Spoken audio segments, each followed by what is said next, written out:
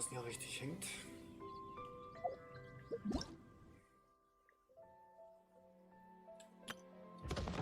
Ach ja, die wunderbare, die ich fast gar nicht gemacht habe weiter. Und das mit den Dingern, die haben wir dieses Mal probiert. Zimmerverstärkungserz. Oh, das ganz große sogar. Cool. Und mit dem 7. Tag morgen gibt es dann Skelett nach Urgestein. Schöne Sache. Gibt ja wieder ordentlich.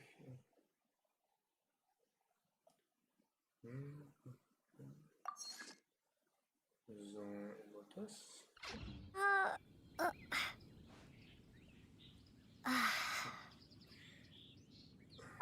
Gibt's hier wieder. Ja, es gibt anscheinend wieder eine neue Ankündigung.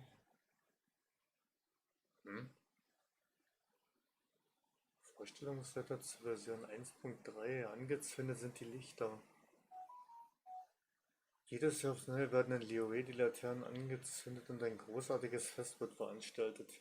Zur Vorstellungsseite erfahre gleich als erster mehr über den erleuchteten Adepten schützender Yaksha, Xiao, Annehme die 5 Sterne auf dem moosgrüner Feld sowie die Hauptaktion zur Version 1.3. Okay. Ja, ich glaube, das mache ich mal. Ich glaube, das mache ich mal. Dann lieber wieder offscreen. So ist mal dann doch lieber außerhalb vom Stream.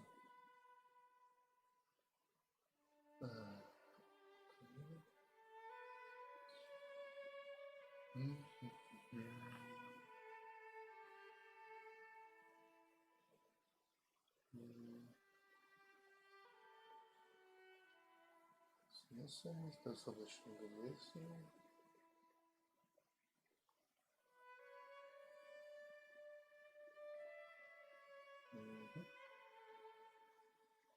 Okay. Muss ja was hoffen, dass mir dass ich den extra umstellen muss.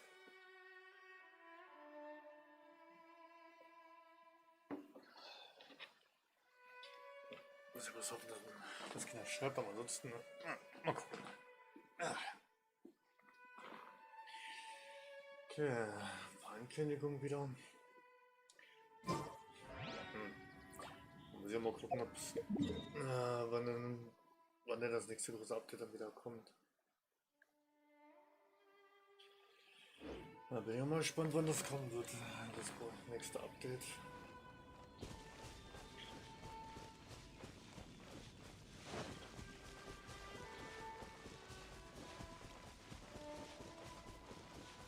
It has been a long time since I last set foot in the Nation of Wind. A friend of mine from Mondstadt would always bring a few bottles of locally brewed dandelion wine whenever he came to visit me in Liyue.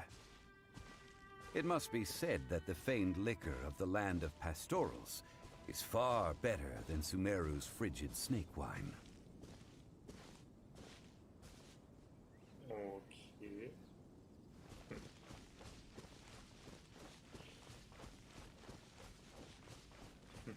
Irgendeine kleine Nebeninfo von ihm bezüglich des Schnapses. Was wäre da für ein Unterschied? Was? Seit wann ist da so ein großer fetter Topf? Das ist mir irgendwie neu, dass da so ein großer Topf rumsteht. Aber okay. Wenn da so ein überdimensionaler großer Topf rumsteht. Warum nicht? Den habe ich noch nicht gesehen. Der ist mir auf jeden Fall neu, der Topf.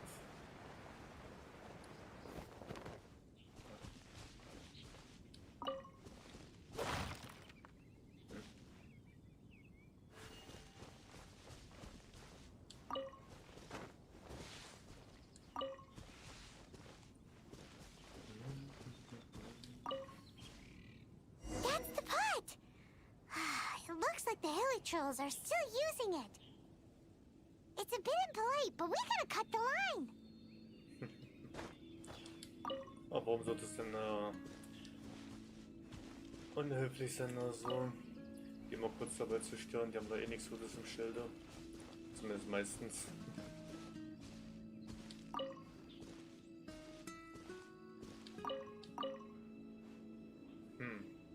Aber das würde ich mir echt mal öfter wünschen, dass die wirklich, wenn sie mal wirklich was sagen, dass man nicht nur den übersetzten Untertitel dazu hat, sondern dass man sie auch dabei wirklich mal hört. Wenn sie was sagen, nicht, dass man dadurch wenigstens mal mögliche Sachen mal nicht überhören kann. Dass man wirklich alles mitkriegen kann, richtig.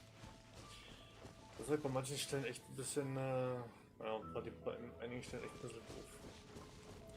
Dass man da nur plötzlich die Untertitel gelesen hat, aber die selber nichts gesagt haben. Fertig. Arsch. Weil das ist auch eine ekelhafte Schild anfangen.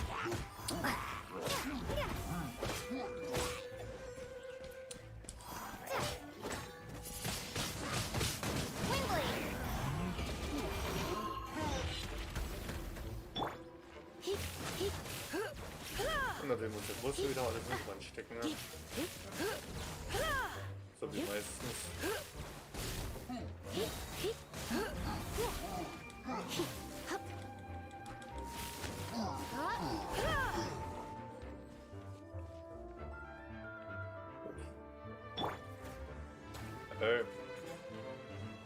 Freundchen, ich hab... Was findet man greifen?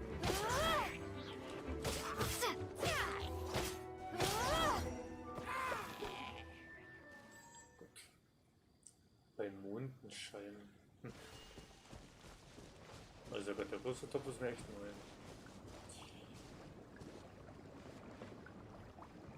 Aber hier könnte man bestimmt gut so eine elementare Reaktion mal ausprobieren. There's still soup in here. These hilly churls sure have big appetites. Schade um den Suppentopf. Ja, jetzt ist das unser Versuchslabor. This soup looks like it could be used as our hydro-elemental protection. Let's fire it up and begin our experiment. Na, Feuerchen hat man da unter dem Topf schon bestimmt genug. We're ready to go. Paimon will help remember which one of the three is which. Use pyro to keep making the pot hotter until we get the results we need. Mr. Zhongli said that the shinier and bluer the ore gets, the better it is. So, pay close attention. Okay. Entfache ein Feuer unter dem Topf. Na super.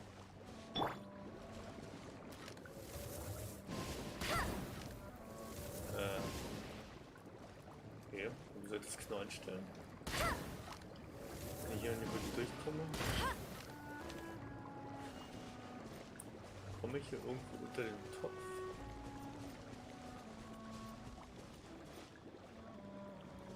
Oder kann ich das auch von oben machen?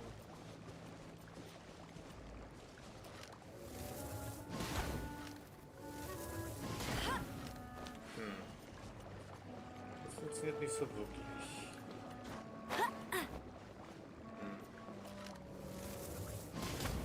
Alles klar. Einfach nur auf den Topf schießen. Ne?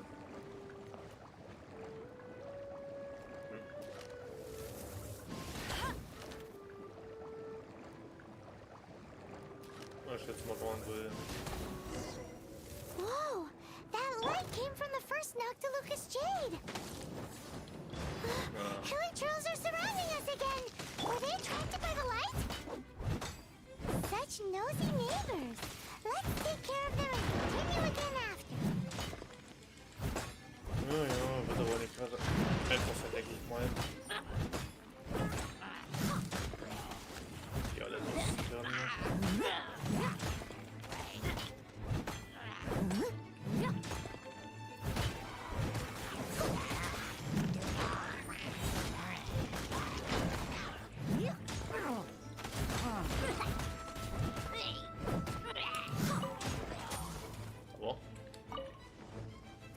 Nicht von hinten auf dich drauf schießen.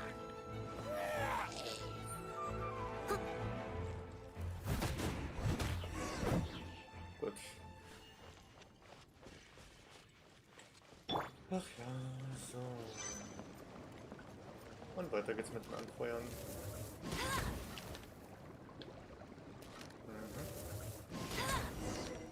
That light came from the second Noctilucous Jade, didn't it? More hilly churls. They don't give up, do they? Looks like they're mad that we ruined their food. Oh, Alter, das habt ihr überhaupt nicht. Jetzt also eine kleine Naturfritze hier. Den Kakton.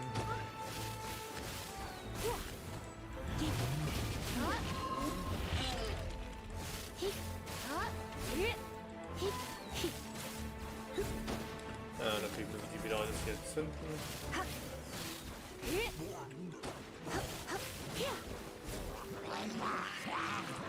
Oh, ja. Come a little closer. Blitz. Ich glaube, der Kakton, ja. So, waren das eigentlich mal alle? Oh, kommt nochmal eine neue Welle.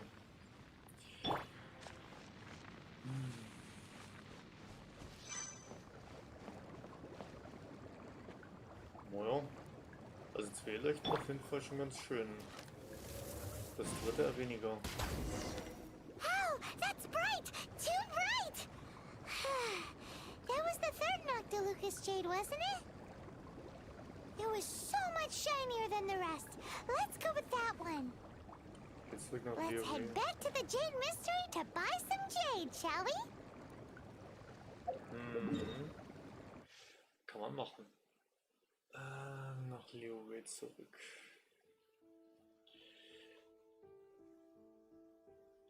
Eine schöne lange Reise da. Ja.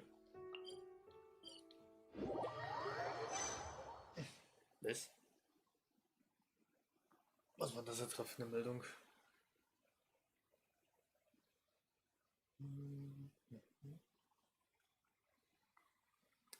Ach ja.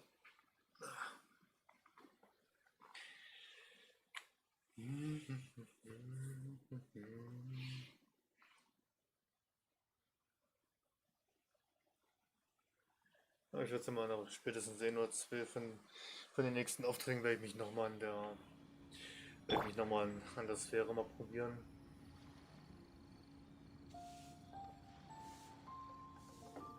Aber ich denke mal nochmal diese Herausforderung der Sphäre nochmal versuchen. Ne? Oder vielleicht dann nochmal ein paar von den Artefakten noch verstärken, ne? Nach Möglichkeit. Naja, also Waffen habe ich auch wieder ein paar zusammen. Ein paar habe ich schon zusammen. Aber es wird wahrscheinlich nicht mal ansatzweise reichen, um was zu verstärken. Aber ich glaube, ich muss die Artefakte noch ein bisschen verstärken. Ne? Die würden wahrscheinlich noch ein bisschen fehlen. Ne? Und ich werde es vielleicht auch mal mit ein paar von den anderen Charakteren mal probieren. Ah stimmt, diese komischen Ketten brauche ich ja auch noch um die 10, 13 Mal. Na herrlich. Da war ja was gewesen, ne? Mal 10%, 22%. Na, nehme ich doch mal hier. Ja, noch einen engen Charakter mal mit. Na gut. Dämmerungsfrüchte brauche ich auch jedes für die größeren Gerichte. Die müsste ich mir auch noch sparen. Jetzt. Okay, irgendwie passt das gerade gar nicht zusammen.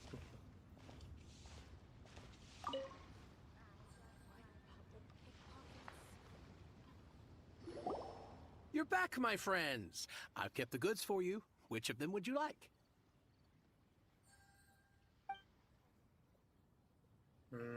Das war die, wenn ich mich jetzt nicht irre, die dritte gewesen, ne? Nachteil Nummer 3 war das, glaube ich. Exactly! That's the one Paimon remembers too! No problem. If you have your eye on this one, you can have it. Then we'll take a box of the third type of jade. Eine ganze Kiste voll. Okay. Done. All the same, and pardon me for asking, but I'm curious. Whatever do you need this much top-quality Noctilucous jade for? I suppose it would not hurt to tell you. We need them to make implements for the rite of parting. Parting? Oh, dear. I'd heard the rumors, but had given much thought to them. This means that Rex Lapis really is... Oh, it's hard to believe. Even though the Jade Mystery has been in decline, we have always been under his protection. It is said that when our Lord lost his way while going incognito in the city 200 years ago, it was a spoon from the Jade Mystery that he had used to sample the local delights.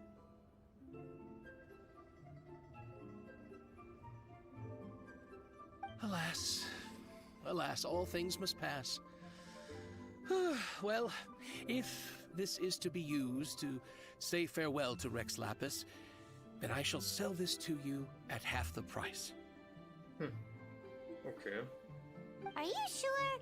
You didn't want to even give us an inch before.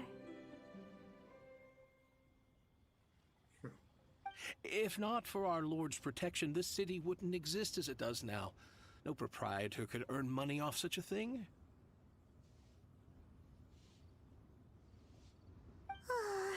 I'm sure Rex Lapis will feel your sentiment, boss. In the safe hands of the Liu Cheating and good honest merchants such as yourself, I for one believe that Liyue will continue to prosper as it always has done. Ja, also dann lass mal die Köpfe nicht hängen. All right. Thank you, my friends. What's with me getting all sentimental like this? I'll practically be giving away all my fortune at this rate. Now that we've made our choice, let's take this Noctilucous jade back. Hey, wait a minute. He said it was half price, not that we could leave without paying. Oh, right. I'm sorry. I must have forgotten to do that too. Let me see. As I thought, I didn't bring any.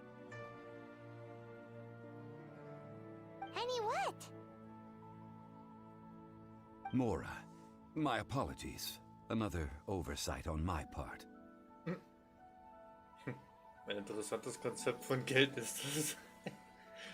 Es gibt also noch Leute in Liyue, die nicht nur an Geld denken. Oh, that won't do. This isn't some small sum. Oh, wait! Didn't Child give us some advanced funds earlier?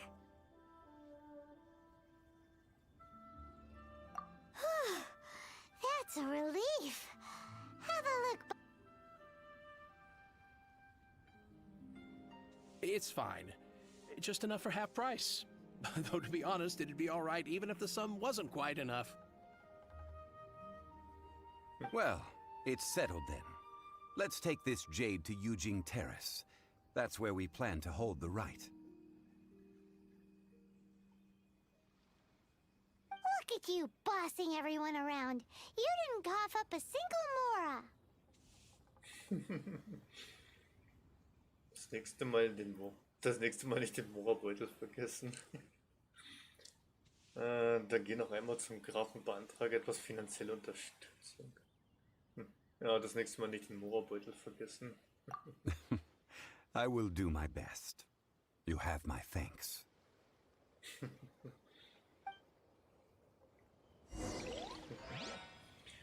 Die Nachtjagder an ihren Platz bringen.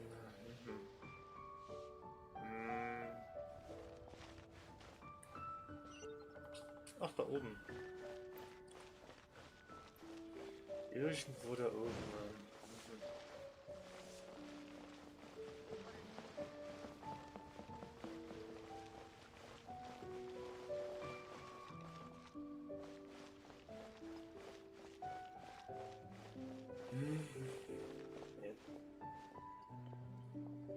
Okay.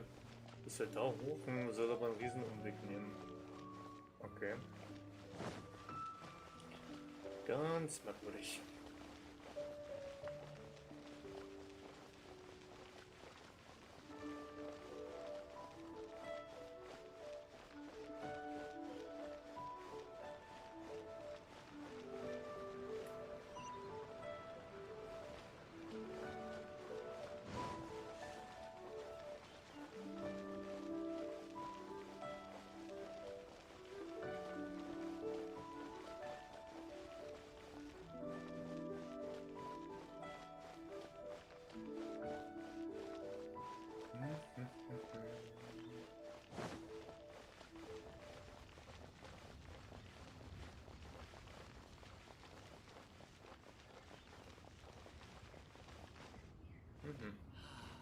May the Lord of Geo protect you and fortune find you.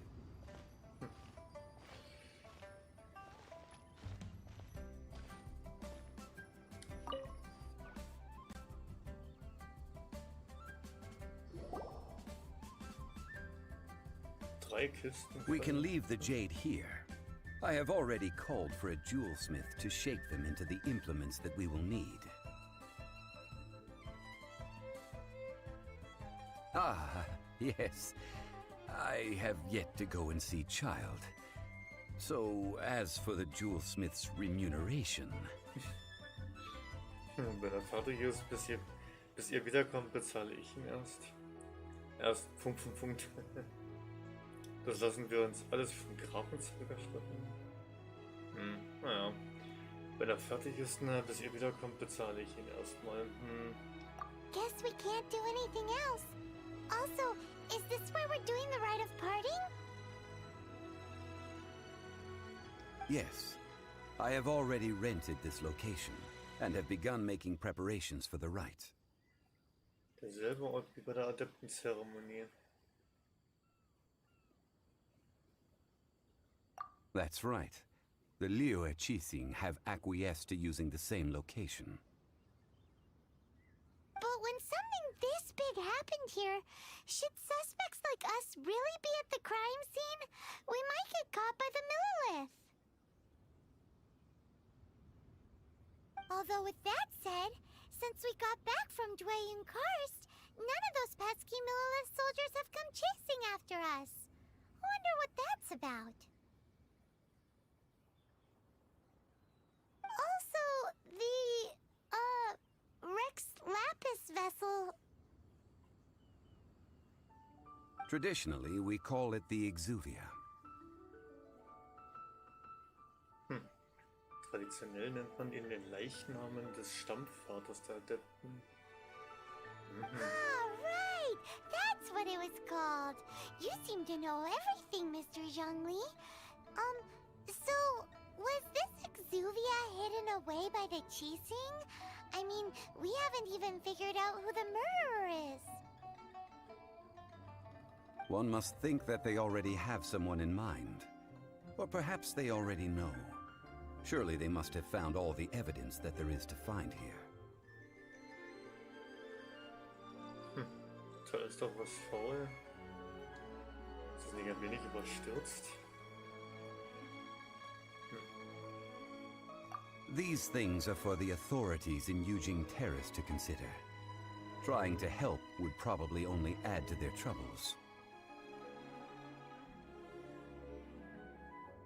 Before the rite is conducted, the Exuvia will be kept temporarily in the Golden House. Die Goldstube? Okay. Golden House? Ja, freut mich gerade. The only mint in Liyue, which is to say the only mint in Tevat. All the mora that flows throughout the world is minted there.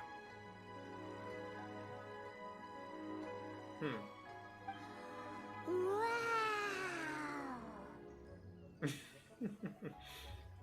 Oh, no! Paimon wasn't thinking about anything bad. Paimon thinks it suits Morax. But why do you know this, Mr. Zhongli? Since the rite of parting has the approval of the Qixing, it is a semi-official event. As such, there is already some limited information available. Die Kexing stellen den Ort der Kraft, die Finanzen. Auch warte mal, ja, die Kexing stellen den Ort der Kraft, die Finanzen. Was wollen sie mit dieser Zeremonie erreichen? Perhaps each has their motives. But this is the capital of commerce. A little exploitation once in a while is not unacceptable. In Liyue, where the god of contracts reigns, only contracts may not be betrayed. I, for one, have no issue with little maneuvers outside their remit. Well then, we should go and prepare the perfumes used in the rite. Duftessenzen? Okay. Perfumes? Where'll we get those? Do we buy them? No. Perfumes used to honor the gods must be freshly decocted. The quality of the silk flowers we require is also special.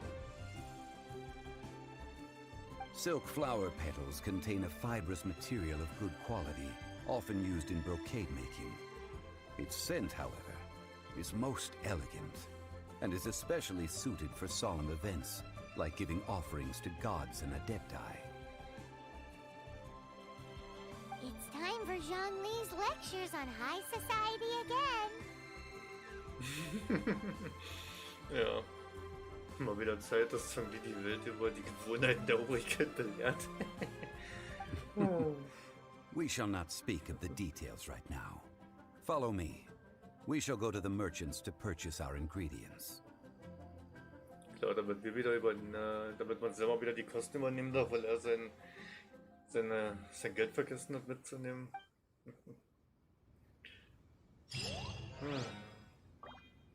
645 EP dafür? Krass.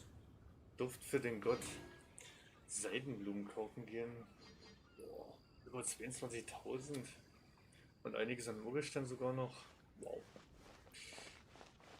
Sehr viel. Hier kriegt man ja wieder ordentlich was zusammen.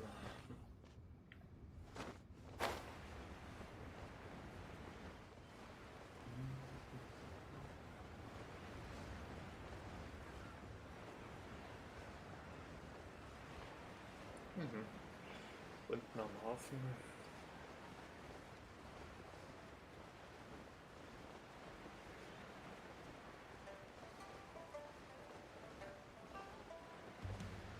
The boat can't be long now.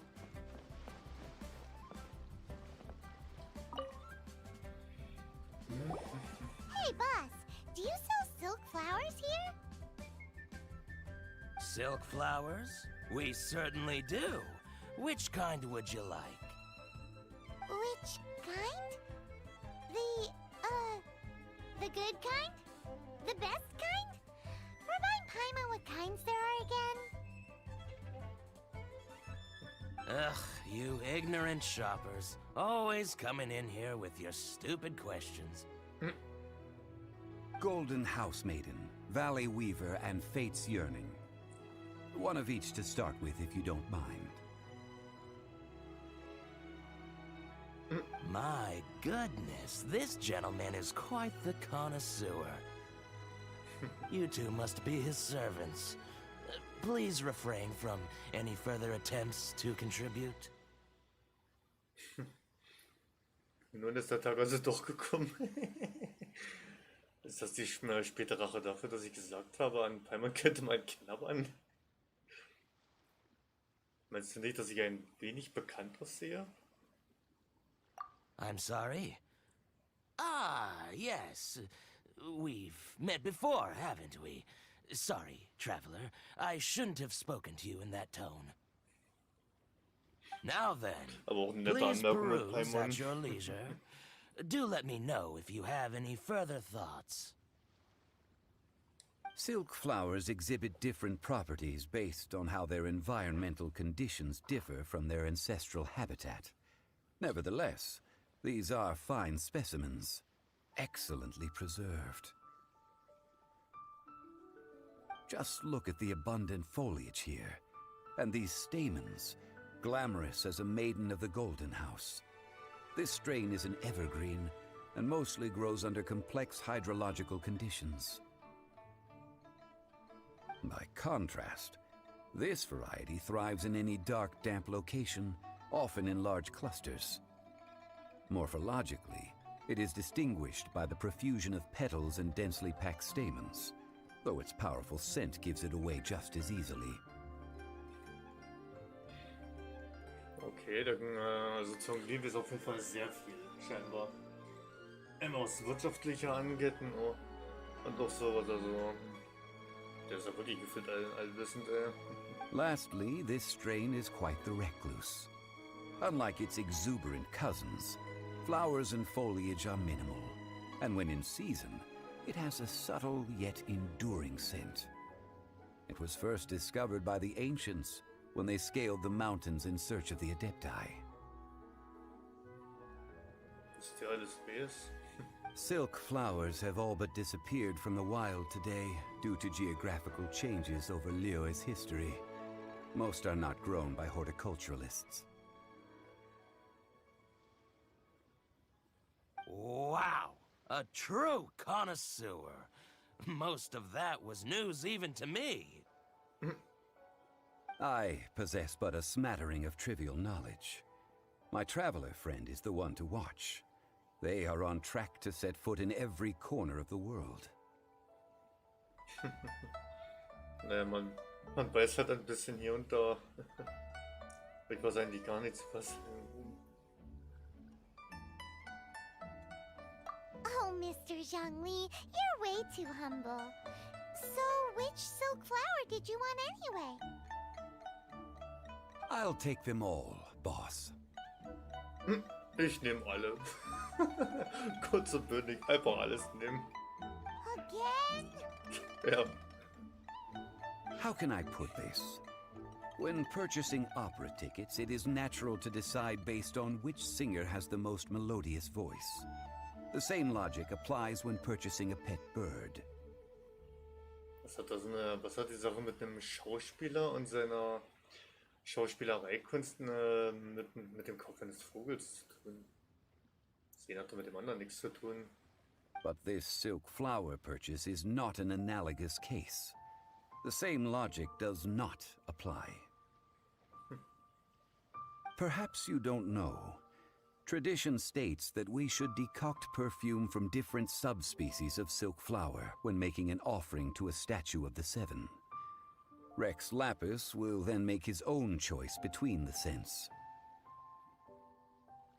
Like several other tedious and complicated traditions, this one has become simplified over time. But this is the only rite of parting to take place for one of the Seven in 3,700 years. As such, I do think we should honor tradition down to the last detail in this case. Now that's settled, a question. Do you have any Mora on you? Das kann ich mir schon irgendwie denken, ja. Habt ihr eventuell das nötige Kleingeld dabei? Ja, das habe ich mir schon gedacht, dass man wieder selber übernehmen darf, die Kosten. You forgot to bring money again? Zhongli. Das sind wir doch schon gewohnt. Ja, es wäre wunderlicher gewesen, hätte er seinen Beutel Mora dabei gehabt. If I may interject, did I hear you say that these flowers are to be an offering to the Lord of Geo himself?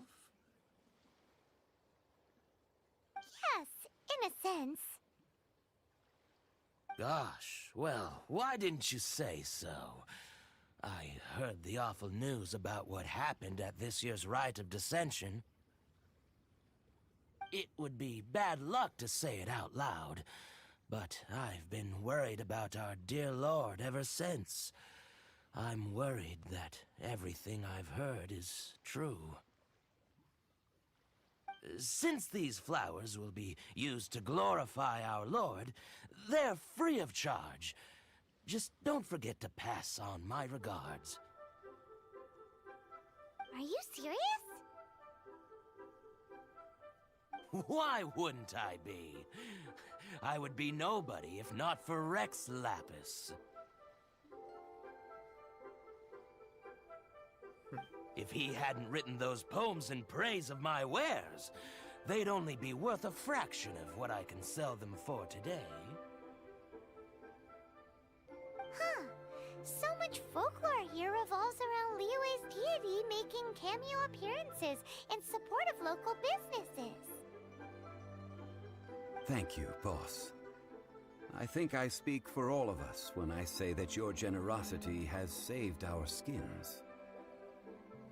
Our skins? You were the one who forgot to bring money! Please, it's the least I could do.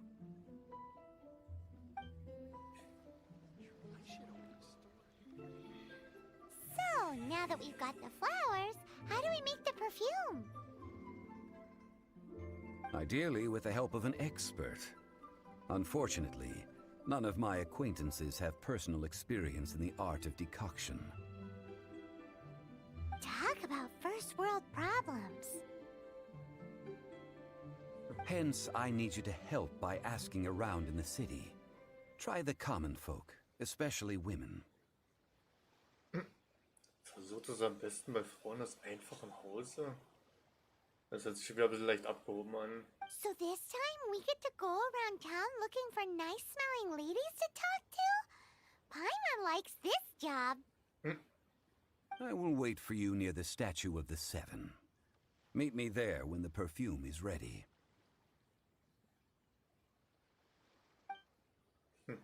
Maybe we can find some good candidates at the Adventurers Guild. Let's ask Lan. She's master of the Liyue branch, right? Was? Sie war Leiterin von wem oder was? Fragt Lan nach Ort? Okay. Zerstörte I should Träume. open a store here. You can't beat the atmosphere here. Rex Incognitus Teil 2. Guck mal doch mal, wo ist denn das? Ach, da hinten. Ja. Mal kurz mal die paar Meterchen so per Teleporten zurücklegen. Bei der Abenteurer Gilde also mal nachfragen.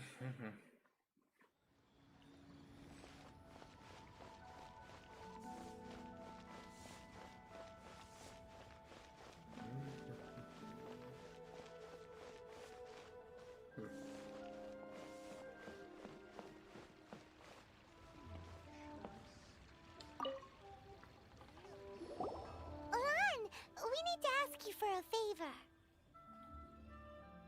I stopped accepting commissions a long time ago. Sorry, you two, but you'll just have to ask another adventurer. Oh, it's not that kind of favor. It's just a teeny tiny thing. Meine winzig kleine Angelegenheit. Kannst du Duftessenzen kochen? Wow. Just wow. Do I look like the kind of girl who wears perfume to you? I think you're underestimating the kind of person I am. Well, Paimon thinks you smell amazing.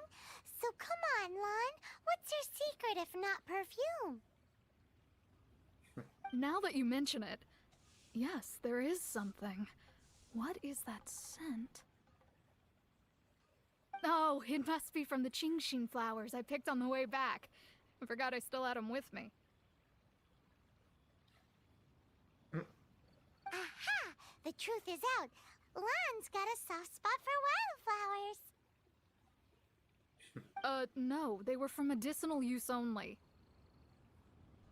Anyway, this is a pointless conversation. If you want to know about perfume, try talking to Qiming. Qiming? Okay. The fortune teller, right? Paimon remembers she smells pretty good. Thanks, Lan. See you around. Okay. Also doch jemand anderes.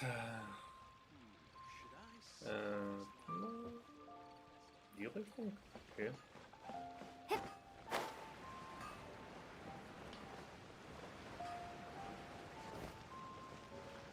Die Wahrsagerin. Mhm. Hello. How may I help? We've come to ask you a question.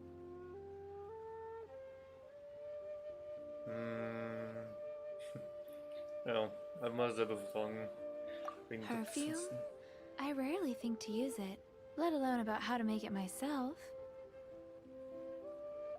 That said, some of the cosmetics I use are scented. Perhaps that's the cause of this confusion. Since I usually set up my stall by the docks, I avoid perfume like the plague, because Celestia forbid those lusty sailors catch a whiff and come hunting for the source. That's the worst thing Paimon's heard all day. While we're on the subject, have you never heard anyone mention Yingar's homemade perfume?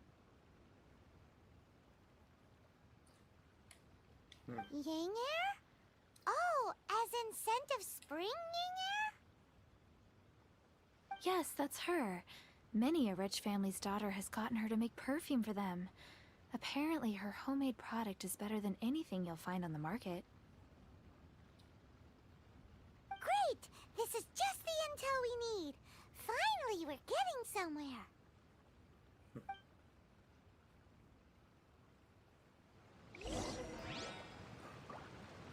Ach ja, naja. Einmal ein bisschen in der Stadt hier rumfragen. Einmal ein bisschen rumfahren, bis man die richtige richtige Person findet. Liyue people must have try something new at the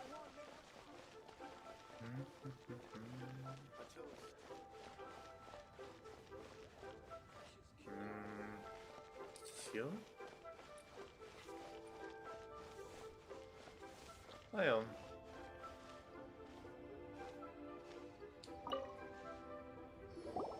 Well, hello. You found me at last. I've been waiting for you. Okay. What? How did you know we were coming? Oh, I heard a rumor about a couple who were snooping around town looking for a sweet-smelling lady. Actually, I was starting to worry you wouldn't find me. This is the ultimate test of my appeal, after all. Snooping around? Why are you making it out like we're bad people? What can I say? People love to talk. Maybe you ought to be more discreet in the future if you don't want word to get around.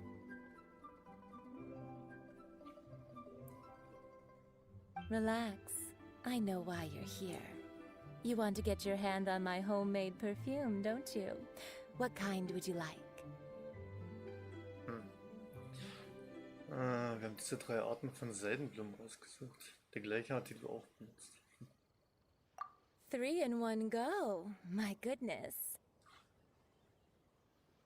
You have extreme tastes for someone your age.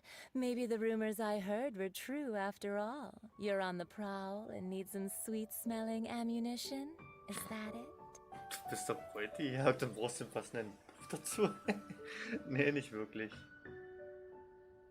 Was stimmt denn nicht damit? Ja, es ist für Rex Lapis bestimmt. Ja, für den ermordeten Adepten. Is that the best you could come up with? Even if you were genuinely offering perfume to a deity, that doesn't explain why you'd need 3 kinds. Sorry, your story just doesn't hold water. Zhongli was right. People don't remember this tradition anymore. As one of my favorite poems goes, O cherry tree, begrudge not thy blossoms as they are deflowered in the spring, for come winter, even thy sturdiest wood shall wither. That went over Paimon's head a little. In short, I'm happy to help.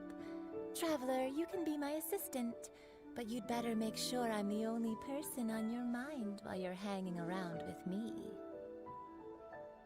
Okay. So, where is a good place for making sweet, sweet perfume? In der Dorpa-Schlucht? In der Küche von Xiangling? Ein guter Ort zum Herstellen der Essenzen, das ist eine gute Frage. In der Küche vielleicht ja weniger, oder? Die Schlucht? Ich probiere es mal mit der Schlucht. Auch wenn es vielleicht beide Orte nicht wirklich passend sich anhören. Where is that? Mondstadt? We're only making some perfume. There's no need to go to such ridiculous lengths. Somewhere closer to home will do. Let's go for the kitchen at Wanmin Restaurant. Also doch die Küche. Dann also doch die Küche. Ach, da unten.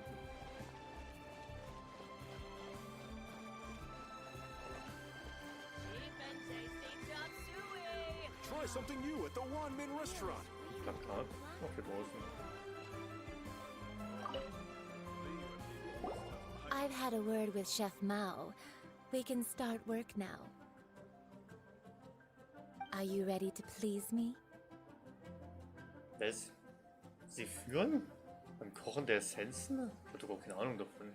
What did you say? I meant make me proud, as my assistant, obviously. While I'm setting up, you can go and fetch some water. Iron stomach. Mal etwas Wasser, natürlich. Should I save this money? Ach, hinter Mäuschen war.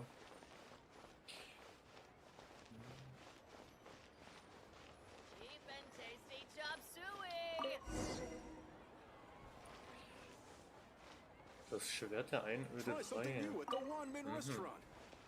Okay. Ugh. Liyue people must have iron stomachs.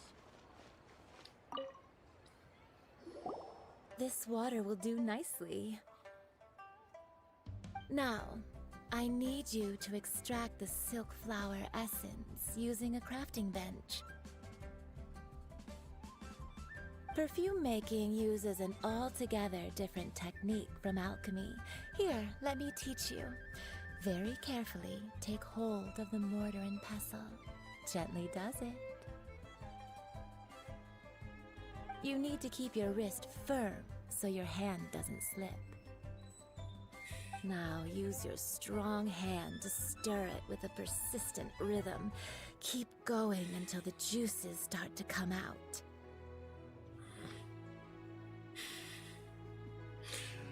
Oh. Ooh, you're a natural, like a fish to water. Das hört sich sehr zweideutig an. Das hört sich sehr zweideutig an. Ja. Now take these and try it out on your own using a nearby crafting bench. Don't forget to do all three. They look visually identical during the essence extraction process, but I will put them into separate containers when the perfume is ready.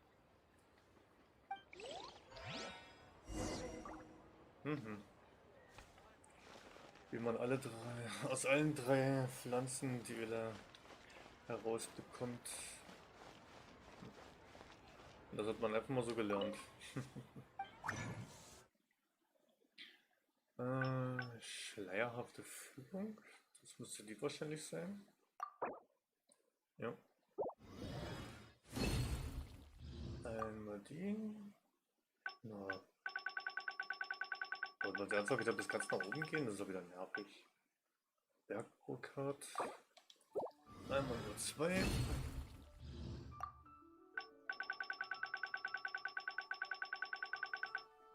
Und die geheime geliebte Pflanze. So, das wären die 3. Verdreckte Maske. Da müsste ich mal gucken, wie viel ich davon braucht eigentlich. Krähenwappen.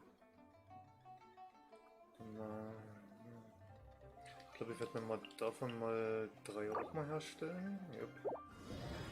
3 mache ich mir davon auch mal. Da. Obwohl ich ja sicherlich mehr brauchen kann davon. Leichter Nektar. Eine unheilvolle Maske. Verdorrte Blätter, das flüssige Elemente.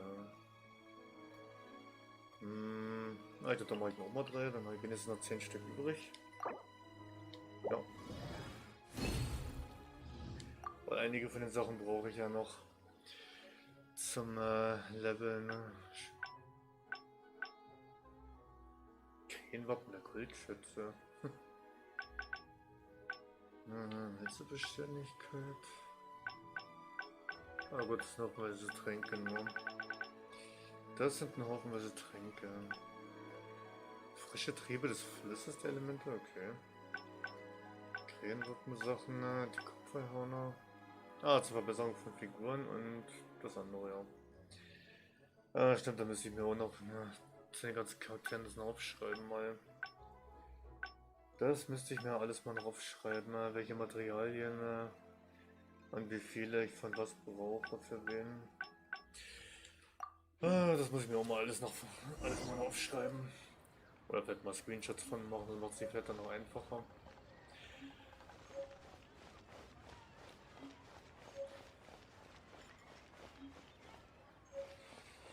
Das lässt sich, denke ich mal, mit Bildern vielleicht sogar noch ein bisschen einfacher machen, als mit einem ewig lang aufschreiben. Wow, this is some exquisite silk flower essence. On to the next stage, the most important one of all. The essence is placed into water and simmered over a low heat until most of the water has boiled off. You must take care to control the heat during this process. If the temperature goes too high, it will affect the scent. So please, focus on controlling the heat. This is the final step. Na super, der letzte kritische Schritt. Und dann hängt alles von der Hitze auch noch ab. Don't waste a drop of that essence now. We want all of it in there.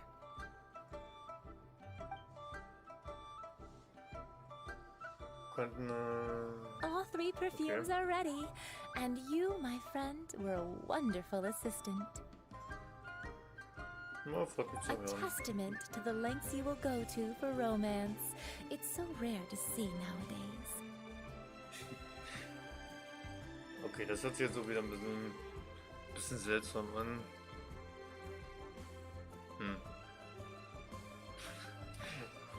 Ich habe die ganze Zeit vorhin nur an dich gedacht. Na gut, damit könnte man ja indirekt entgegenkommen, ja. Obwohl sie eigentlich scheinbar wieder über was ganz anderes redet, als weswegen man eigentlich bei ihr gewesen ist. Anyway, shall I give you a brief overview of each scent? It might just help you match the right scent to the right occasion. Paimon wants to hear this. This first one is sweet as candy, straight out of a fairy tale. Younger women will love it. The second one is for those with more refined tastes, the first choice for daughters of high society. Finally, the third one has a soft but lingering scent, like a mist that captures the last light of dusk. Mature women adore this one. All clear? Don't get them mixed up now. You'll ruin the mood. Das heißt, sie räumt vorsichtig bei den richtigen Leuten ein. Good. Be sure to come visit if you ever need help with anything, okay? I'll leave you with some parting words. One who tries to sail 3 boats simultaneously should be careful not to go overboard. Wenn du mit 3 Booten gleichzeitig fahren willst, musst du dir gut überlegen, wohin du deine Füße setzt. Ja, ich glaube, das ist irgendwie so eine Art bildliche Metapher, irgendwie so als das Sprichwort. Come and hang out with with me at Scent of Spring sometime, okay? Try something new at the Wanmin Let's restaurant. take these 3 perfumes over to the Statue of the Seven. Mr. Zhongli's probably been waiting a while. Was hat denn der sich für ein... Was hat denn der sich für eine Statue der 7 ausgedacht? Ja. Ich war doch bei der Karte gewesen, nicht bei den Aufträgen. Ach, da hinten. Duft für den Gott. Na dann. Einmal in Teleportation. Ne?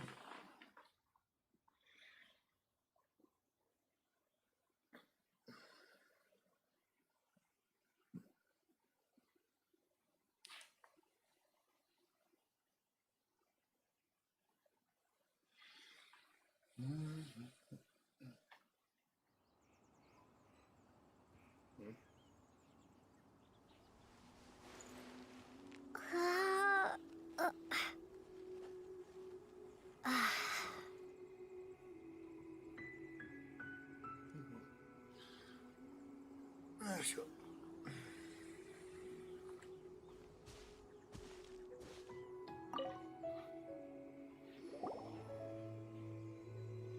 We've brought the perfumes, Mr. Zhongli.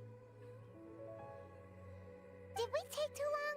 You were just staring up at the statue.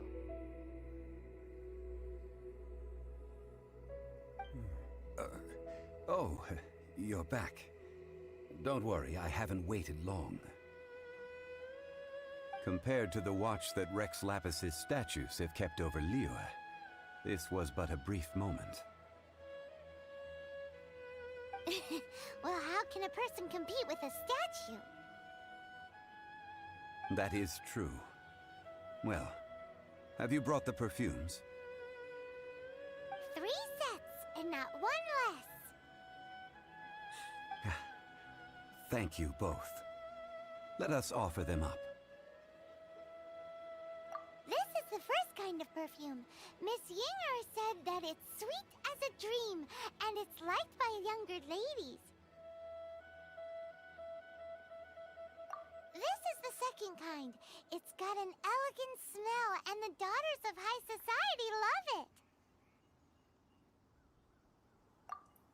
The third kind has a gentle but lingering fragrance. Something like the dusk mist. And it's a favorite of mature ladies. Oh, what was that? Rex Lapis scheint diese hier wirklich zu mögen.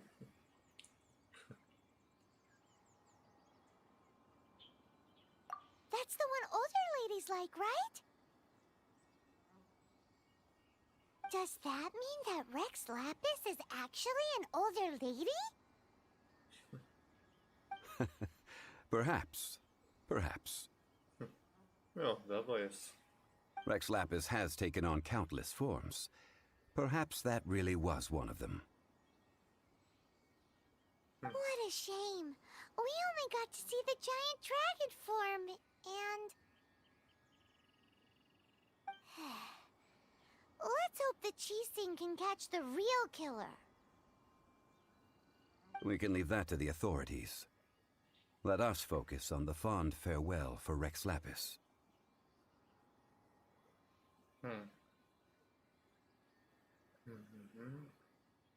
Tiere waren Motive. Tja, wir machen das, um den Leichnam des Stammvaters der Adepten zu sehen. So, we finished another step in our preparations. What's next? Next, I would like the two of you to help me borrow the cleansing bell. Die Glocke der Reinigung? Cleansing bell? Okay. At present, a friend of mine named Madame Ping is the guardian of the cleansing bell. She lives near Yujing Terrace. If you ask her, she will know what to do. Sure, but aren't you going to come with us? Ah, I have certain reasons why I cannot be there in person. Please, do this for me. Man, why's he gotta be so secretive this time? So, ich schätze mal, das wird man spätestens beim Leben. Was? Das wird man wahrscheinlich spätestens bei dem Besuch bei der guten Dame abfahren. Innere Welt, sprich mit Madame Ping. Wunder der Welt. Nebenbeschäftigung des Frühlingsdufts. Finde heraus, welchen Duft Rex Lapis bevorzugt. Okay. Mhm.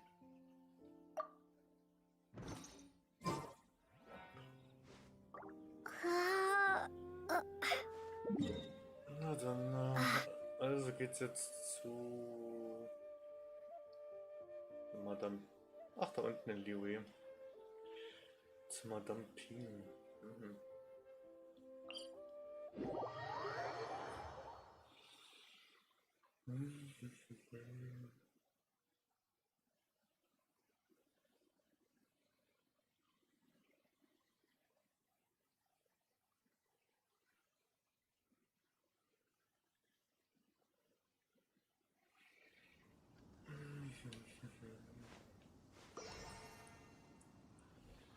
Da unten.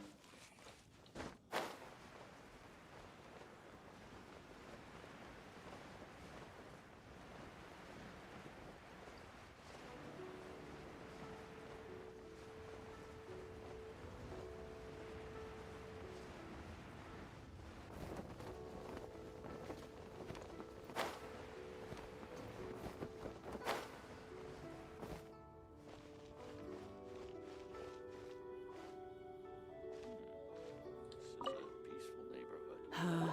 All things must change.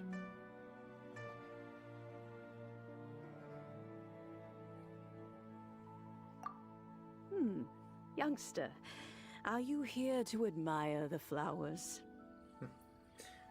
Hi, Sascha. But it's a shame. These glazed lilies have almost all wilted.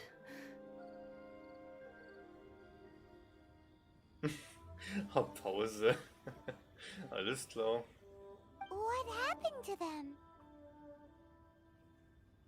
Back in my day, people said that glazed lilies can read human hearts. If they heard beautiful sounds like laughter and singing, they would also bloom joyfully. But if they heard too much wild gossip or slander, they would quickly wither away.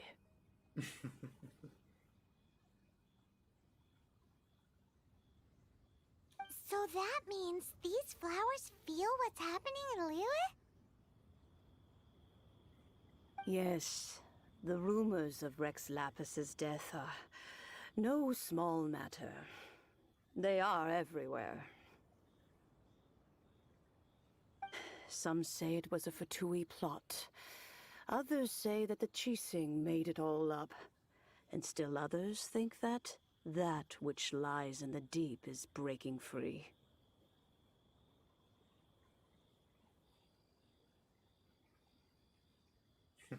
Oh, na super. Du machst ja wieder Sachen, ne?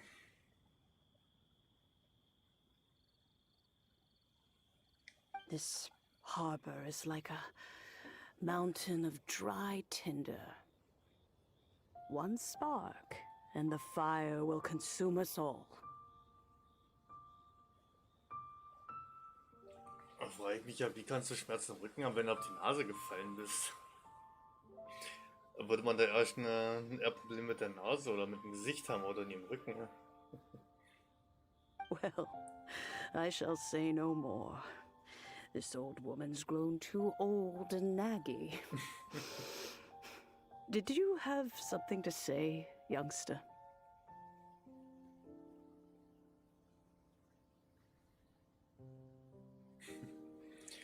Ja, das kann ich mir schon gut vorstellen. Da hat doch jeder schlechte Laune bei so, wenn sowas passiert oder ähnliches.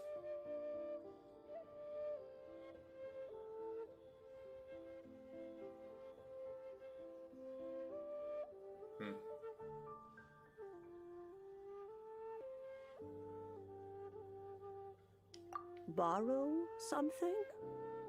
Oh, you've come to borrow the cleansing bell, yes? Apart from that, I don't have anything of value that you youngsters might want. But it was not originally mine either. That trinket used to belong to a friend of mine.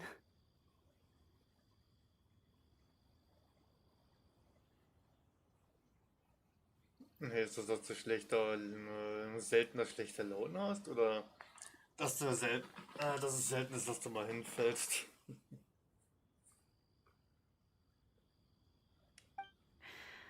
I was a vain beauty when I was young, and I would pester him for that bell all the time.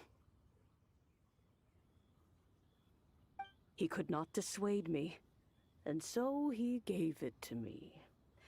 But he said that if someone should come to borrow it, I must not be loath to give it away.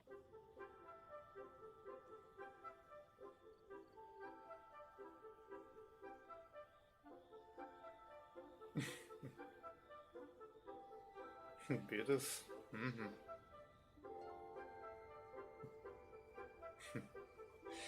Alles klar. Na, wünsche ich dir mal später weiter viel Spaß, wa? Dann versuche lieber mehr ans Wochenende zu denken, wenn du wieder ein bisschen mehr Zeit wieder hast. Ja, das meine ich. Dann denk lieber schon mal so ein bisschen teilweise ans Wochenende, dann vergisst du das andere vielleicht wieder relativ schnell. Dann hast du wieder eine schneller bessere Laune. It has been many years, and who knows how many times someone has come to borrow this bell.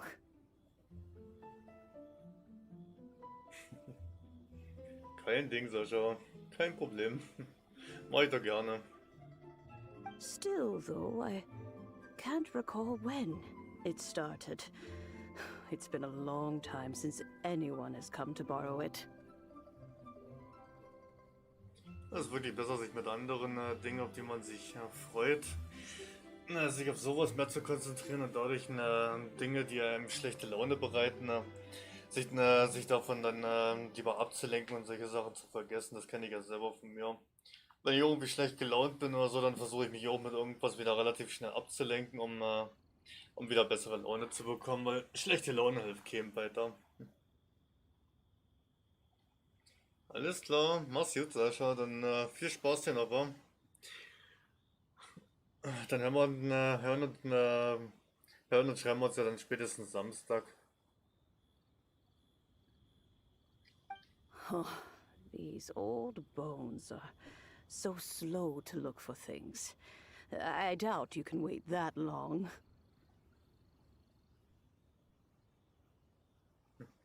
Ich habe beim Großmeister des Ritterordens das Suchen von Dingen gelernt.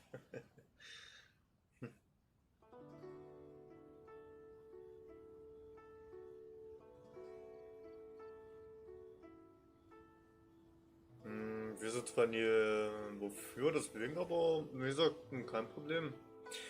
Gerne, gerne.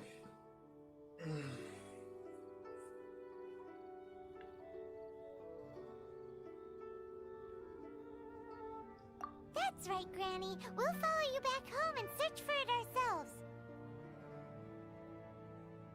And, we can help with chores if you have any too. All right, children, there is no need to worry. I didn't place the bell very far away. Do you live near here, Granny? Whoa, but this is Eugene Terrace.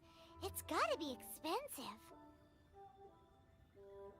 Oh, an old lady like me can't afford to buy a place in this city. See this ceramic teapot? My entire household is in here. How does that work?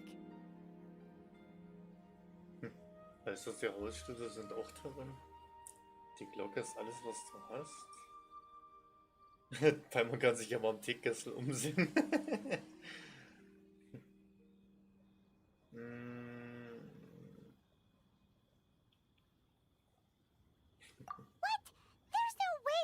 would fit in there. And why do you need Paimon to go in anyway? Can't you just lift the lid and look inside? Oh, youngsters. I simply mean that the bell is somewhere inside this teapot, and you are quite welcome to borrow it. If you... This Granny's so weird. What does she mean her whole household is in here? Is she playing with us? Teekessel berühren. Okay.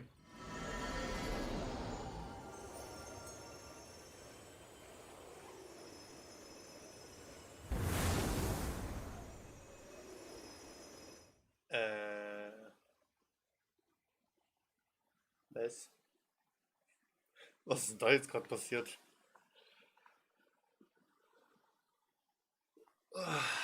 Was geht denn jetzt ab?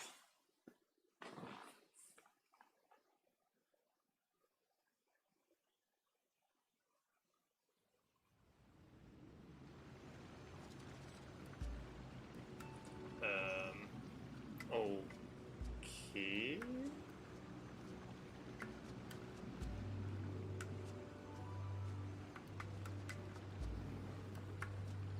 Ich habe zwar keine Ahnung, was jetzt gerade passiert ist, aber okay. Huh? Where are we? What just happened? Youngsters, this is where this old woman keeps all her things. Quickly now, go fetch that bell. Was? Whoa! That sounds like Granny's voice. So, this is her teapot? What's going on? Oh dear, so many cobwebs. It seems I really haven't cleaned it in a long while. Sorry to trouble you, children. Please help an old lady clean up.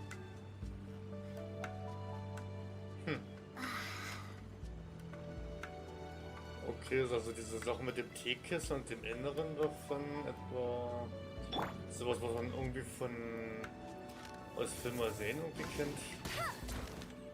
Dass manche Dinge von außen kleiner und oder größer erscheinen, als es im Inneren wirklich ist. Aber ist das ja wirklich so eine ganz merkwürdig, naja, wie so eine Art verzauberte Sache irgendwie. Eine Art verzauberter Teekessel, der im Inneren viel größer ist. Äußerlich sieht es wie ein ganz normaler Teekessel aus, aber innen drin, naja, wirklich ein gigantisches Leben, sozusagen.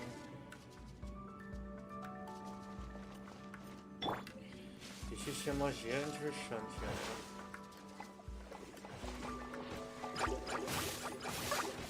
I must leave no stone unturned.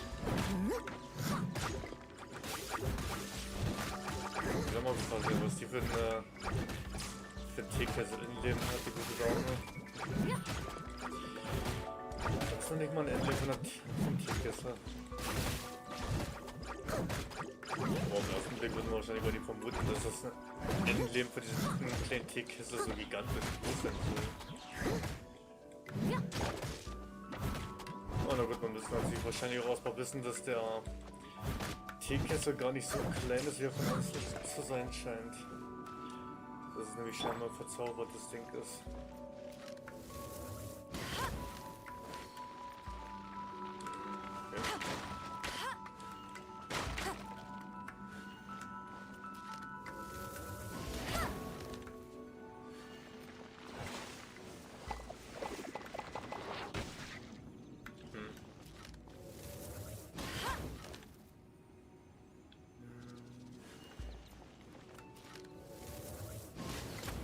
Was er sich verbringt, das zwar nicht gerade wie Wurzeln hier wegzubrennen, aber okay.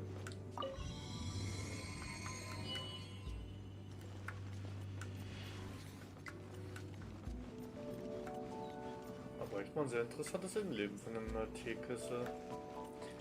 Von einem scheinbar ganz normalen Teekessel. Did you notice? The cobwebs were made of elemental energy. How long has it been since Granny last swept this place?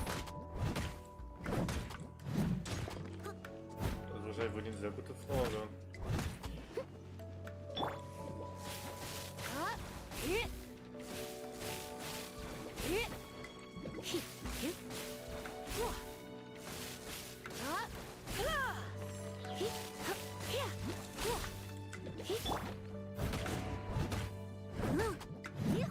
I'll catch up. Und tschüss.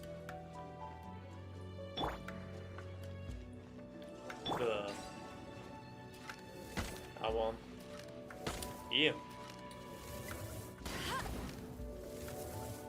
keine Interesse daran, dann Schadenswechsel abzubekommen.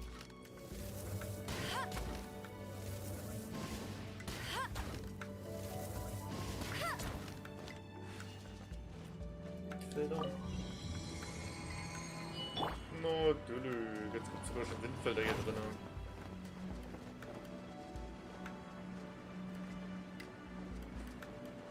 Ja, das nenne ich mal ein sehr großes Innenleben eines unscheinbaren Teekessels. Das ist ja mal ein krasses Innenleben, ne? You know, with such a special teapot and the cleansing bell, do you think this old granny could also be an Adeptus? Ja, gute Frage, ob sie ein Adept ist oder nicht, in Wirklichkeit.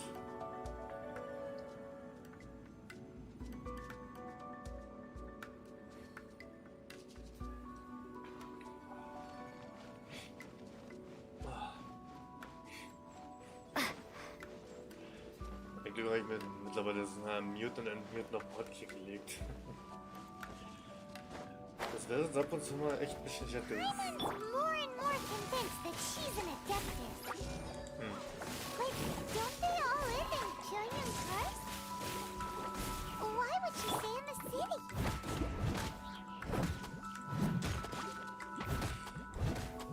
Man kann sie ja mal hinterher mal fragen, wenn man wieder aus dem Teekessel draußen ist.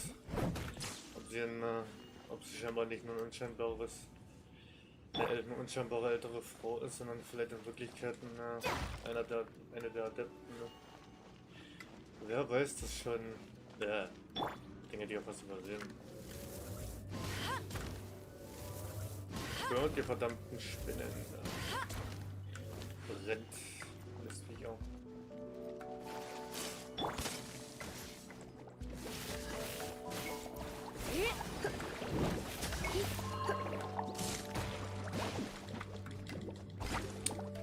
Okay, also. Surrender and be gentle. Come a little closer. You've been a naughty boy.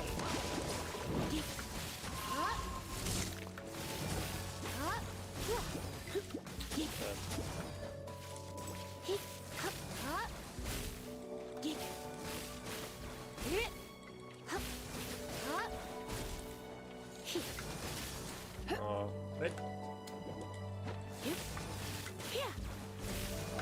You're in for a little shock. Blitz. Hättest du das mal sein lassen, danke.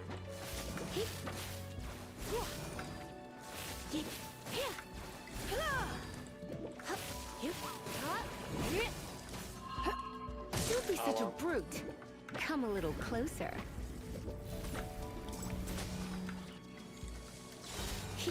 Kann das komische Ding immun gegen Elektrizität sein, wenn es doch bloß ein leicht gefrorener Schleim ist.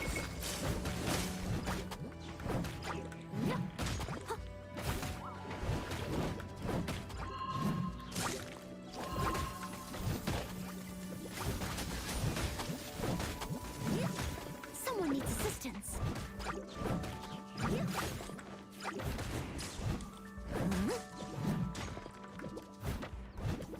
Na, kommst du mal hier.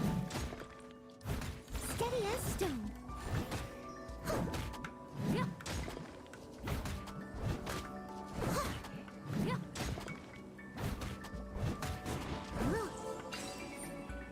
Gut, ein paar weitere neue Windfelder.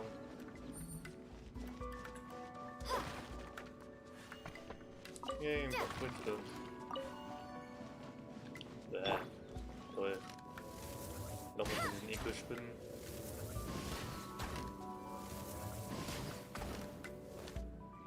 glaube, ich müsste vielleicht auch langsam mal nach einem neuen Bogen mal für Ember gucken. Und allgemein wollte ich wahrscheinlich einfach mal wieder ein paar neue Bögen für die anderen. Die auch welche verwenden. How many levels does this teapot have? It would be nice if we had one of these too. Or at least we wouldn't have to camp outside. Ja, das wäre bestimmt eine ganz nette Alternative, so einen speziellen, verzaubertartigen Teekessel zu haben, ne?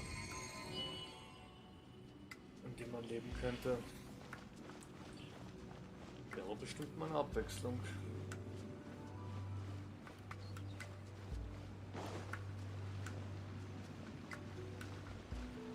Okay. Und hier ist also diese Glocke der Reinigung. Gibt es hier irgendwo etwas, was man vielleicht noch mal sehen könnte? Irgendwas Mitnehmbares noch?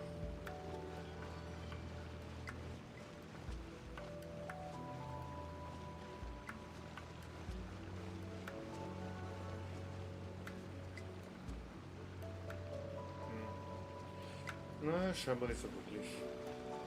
Nichts zum Mitnehmen. Die Glocke der Reinigung. Oh, you found it. Youngsters are so quick on their feet. Oh, now, let me see. All right, that'll do. Come on out now, children. Was? Das war eine Herausforderung gewesen? Und eine Sphäre? Ha, okay. Interessant.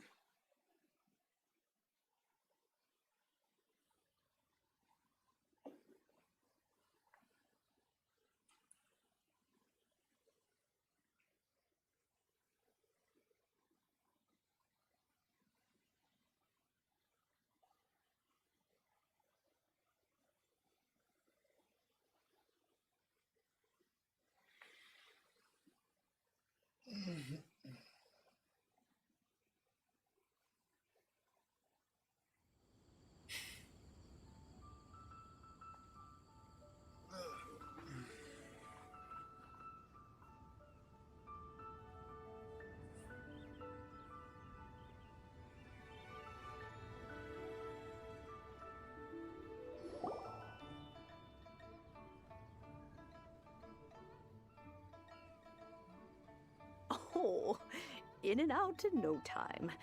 You youngsters really are quick. Du hörst doch bestimmt den Kick-Sing von Lioe an. Bist du vielleicht ein Mitglied davon? Wahrscheinlich mal beim uns eine Vermutung mal nachgehen, mal nachfragen, ob sie zufälligerweise ein Adept ist. An adeptus? Oh, I haven't heard anyone say those words in earnest for a long time. As to whether I am one or not, child, surely you already understand. Ob ich ein Adept bin oder nicht? Hat dein Herz dir nicht schon geantwortet? Paimon kinda knows what you mean, but is also kinda confused. Are you really giving us the bell just like that, Granny? Don't you think it's weird? Something's just happened to Rex Lapis and then we come running up asking for it? Oh, don't be silly. Liyue Harbor has been through a great deal in its history. In that time, it has seen the departure of countless Adepti. But no matter what, we have always performed the rite of parting first before any other matters. To cry, "Catch the murderer," at the top of one's lungs, but ignore the rite of parting. That, to me, is what is wrong-headed. Now that you have come to borrow the bell, I guess that perhaps an old friend of mine has finally decided to take matters into their own hands. So, why would I be unwilling to lend you the bell? Und was wäre, wenn dein alter Freund sie nicht zurückgeben würde? Dann würdest du mir die Glocke schenken? Hm. Würdest du mir die Glocke schenken? Hey, it belongs to Granny. We're supposed to return what we borrow. Das war ja nur eine Frage gewesen, Paimon. Das ist doch nur eine Frage. Oh, let you keep it. You really are a frank child. If you want it, you can keep it. Wenn du sie möchtest, nimm sie dir nur. But this bell gets homesick sometimes. Who knows? It might find its way back into these old hands. Well, you must have things to do. Since you have the bell, you should return. Oh, and do tell the person who sent you. Ups. Nur eine Kleinigkeit aus. That Okay. if they have time, they can come over for tea. I don't have much to offer, but you can always count on an old lady for a pot of tea. Ja, ein seltsamer Teekessel. We will. Thanks, Granny.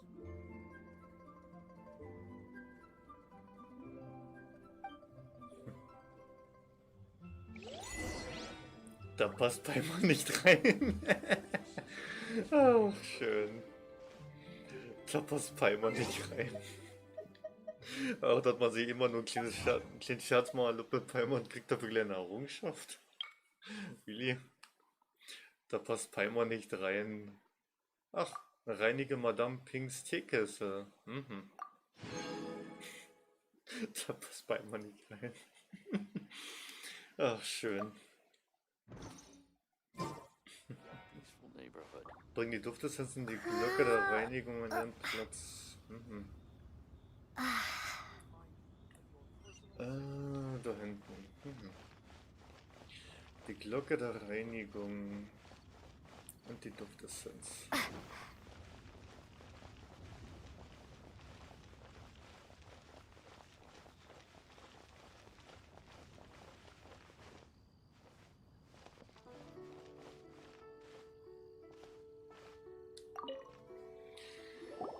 Indeed, this is the cleansing bell. It's in good condition. Let's place the perfume we've prepared inside.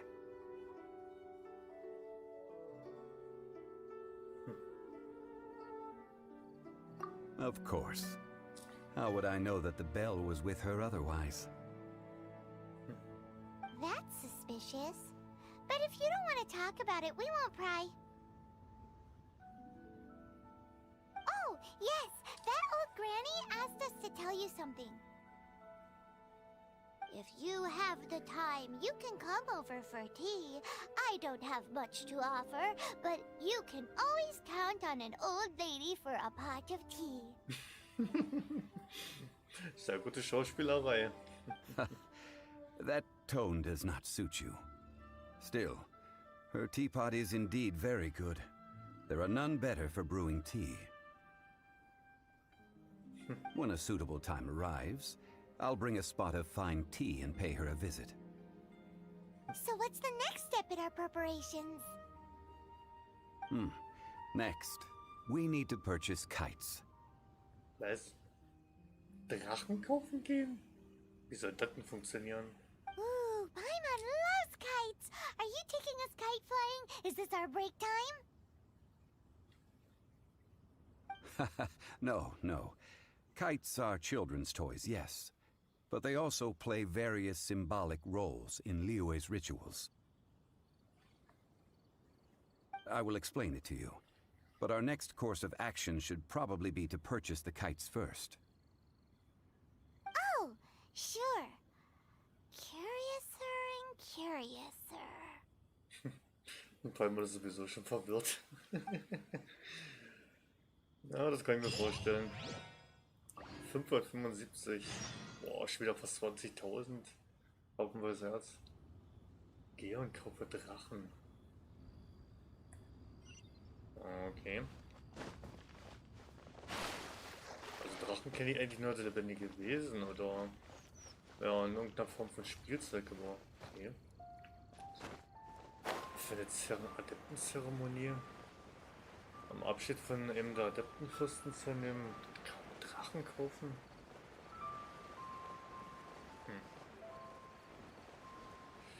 Das ist mir neu. Oder die meinen solche Dinger. Ja, okay.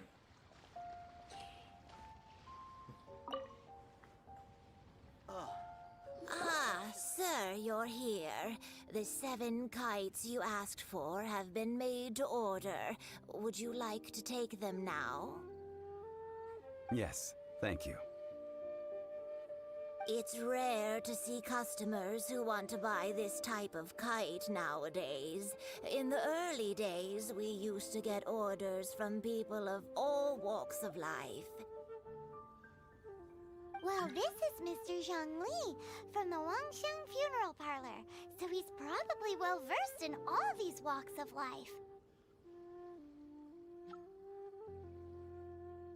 We've talked about a whole bunch of things while traveling with him.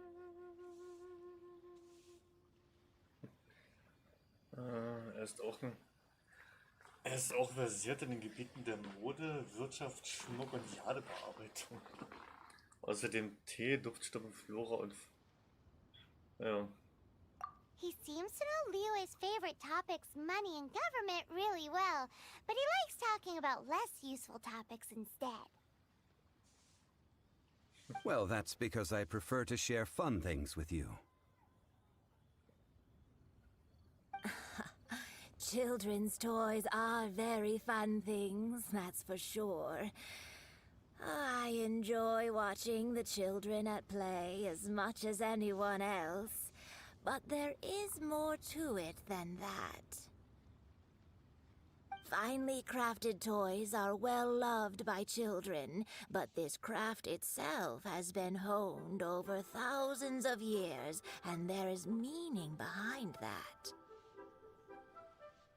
I have made kites in Liyue for 40 years, and I am intimately familiar with the forms passed down from my ancestors.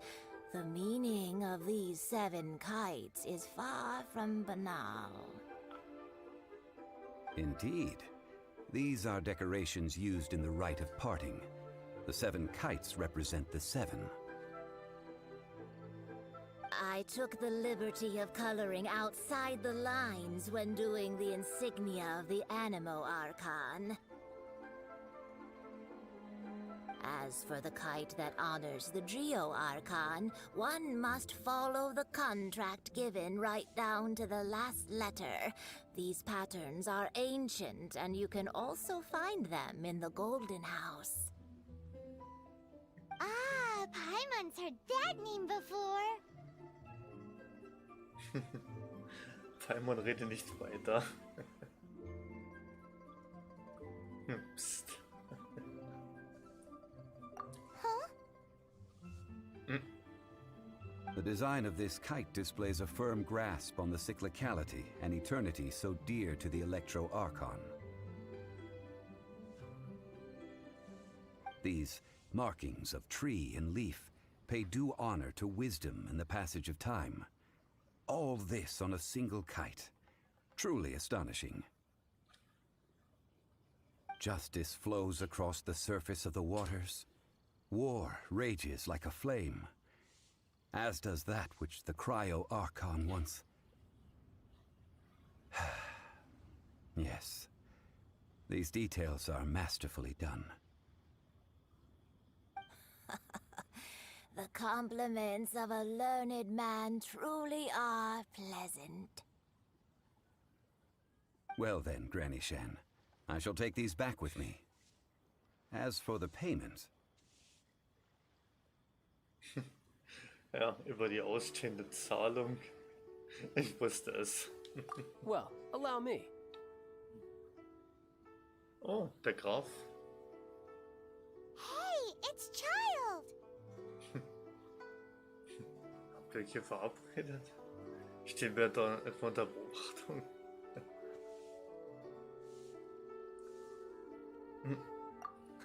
No way. I was just passing through. I see Mr. Zhongli's the same as ever. When paying, well, when getting others to pay for him, he neither looks at the price tag nor his wallet. He knows a great deal about money, and about the trials of the common man. He just doesn't consider poverty to be something that could ever happen to him.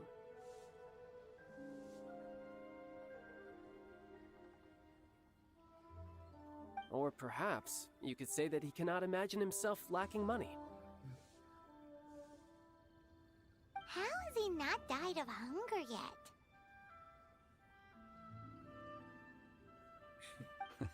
Child, you are as fond of jokes as ever. Well then, since we've purchased our kites without incident, there's no need to take a break before moving to the next step in our preparations. The rite of parting requires helping hands as well as materials. We should be able to find some people near the harbor. Oh, by the way, take this bag of money. You probably won't want to let Zhongli do the bargaining, if you know what I mean.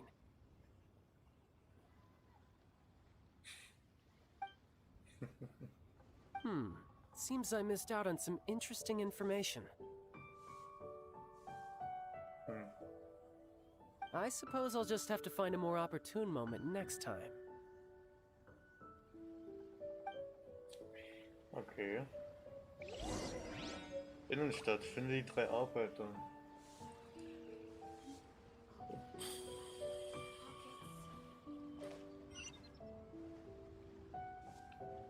Einer wäre da hier hinten anscheinend. Made another handsome sum today. Hiring help? Sure. But let me just say first that I'm a reserve member of the Adventurers Guild. I take adventuring commissions, but I don't do anything clerical. Adventure? Venturing into the mountains to capture a few crystal flies seems adventurous enough. Mutiger Abenteurer, ich benötige 5 Kristallschmetterlinge. That's not hard. Almost a bit too easy for a reserve adventurer. Never mind. I'll only charge you 15,000 Mora. What say you? 15.000? Für 5 Dämlinge, für 5 kleine Kristallschmetterlinge? A most fair price. Nein, wir müssen doch noch einmal verhandeln. Was? Oh, wir haben 50.000 bekommen, okay. 3.000 wäre das Minimum. Ach du Schande. Warte mal. Für 3 Kristallschmetterlinge. Das Minimum wären 3.000. Also würde ich mal sagen, nehme ich mal die 1 vorne weg und machen wir mal 5.000 raus. Machen wir mal 5.000. 3 Kristallschmetterlinge, 15.000, das wäre ein bisschen sehr viel. Das wäre ein bisschen sehr krass.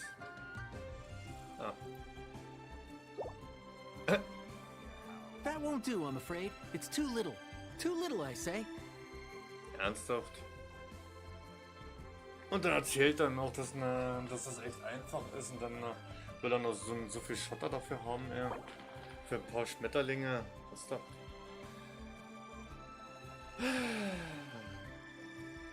Ja gut, machen wir mal 8.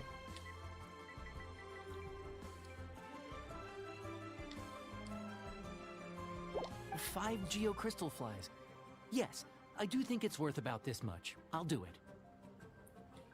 Wollte ich sagen, Alter, ey, 15.000 für ein paar verdammte Kristallschmetterlinge. 15.000 ist ja ein bisschen sehr krass viel gewesen, ne? 50.000 haben wir also als Budget vom Grafen bekommen.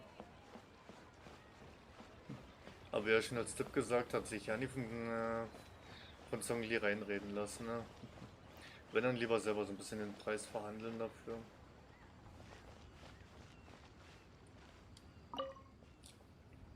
Oh, help? Sure. I, Tick, always put in 100% effort into everything I do. Of course, there'll be a premium if you want me to give 110%. So what's the job? let me see. We are still missing some wooden implements over at Eugene Terrace. They aren't uncommon objects, so I didn't make any special preparations for them. Recke, bringe 50 Äste und 20 Bündel Feuerholz. No problem. That'll be 20,000 Mora for a single trip. How does that sound? 20.000, na klar!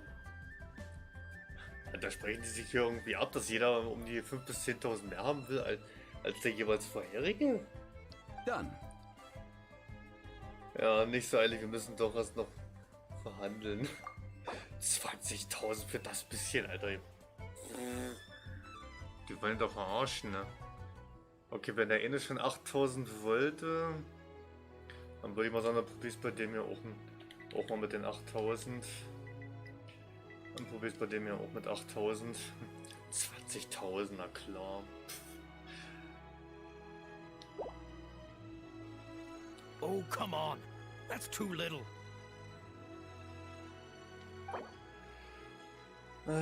Bisschen zu wenig. Na gut, okay, mach mal 10. Dann mach mal 10.000. Das müsste mehr als genug sein. No, no. How about a bit more? This amount isn't worth going out of the way to make only one trip. Kalle scheint keine gute Laune zu haben. Du sollst vorsichtig verhandeln. Na, wenn er schon 15.000 bis 20.000 alleine schon haben wollte.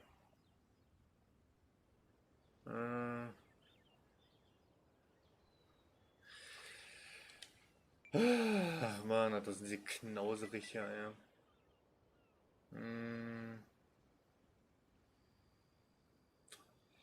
Ja gut, ich probier's mal mit 13.000. Das müsste aber hoffentlich reichen, ne?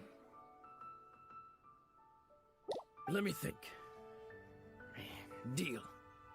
This price is reasonable. I'll hop right to it.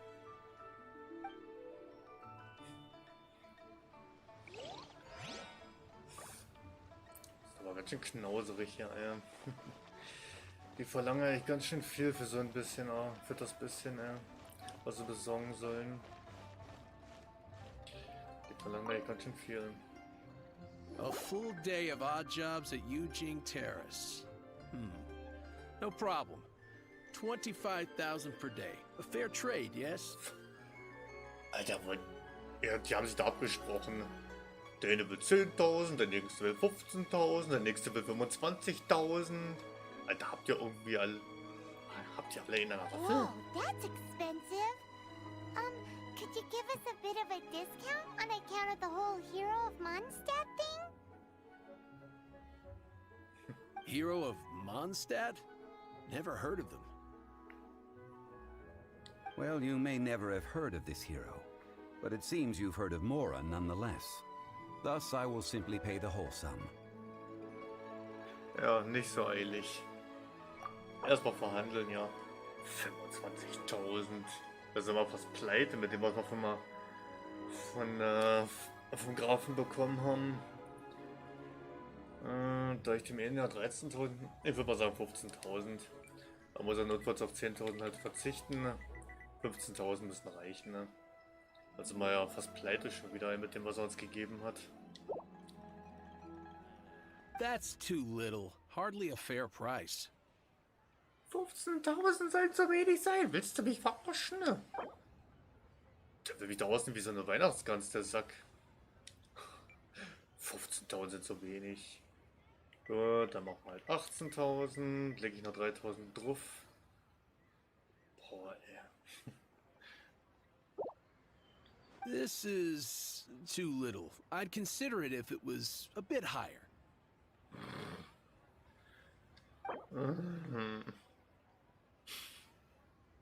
Ich habe 29.000, 25 will er haben, also wäre ich fast pleite. Ich fast pleite mit dem, was er uns gegeben hat. Ja gut, dann sage ich mal, lege ich noch 4.000 drauf, dann machen wir 22, das reicht hoffentlich. Verdammte Knauserigkeit hier, ja. Boah. Die nehmen ja echt aus wie so eine Weihnachtsgans. This price will do. No loss to me for a day's work.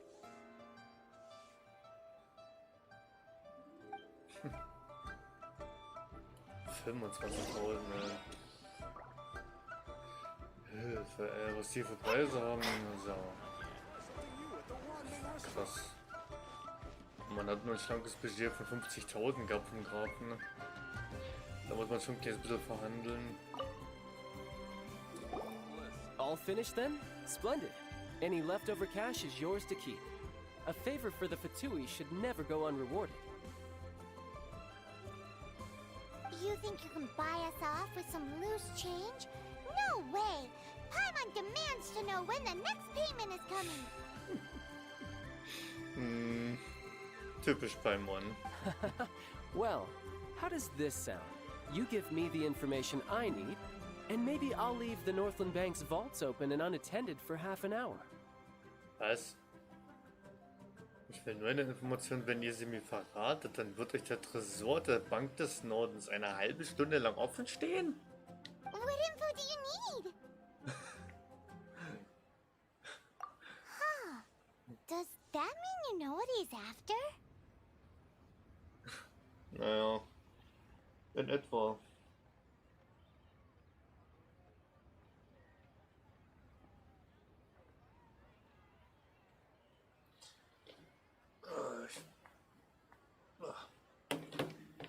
Hätte ich mal langsam woanders hier hinlegen, ey. Weißt du, was er will? Was können die denn, was können die Fatui denn noch von uns wollen? Weißt du nicht mehr in Mondstadt? Yikes! You're right! Signora! La Signora von den Fatui. You both need to calm down. I don't know what's gotten into you. Just what is this about? The atmosphere got so tense all of a sudden.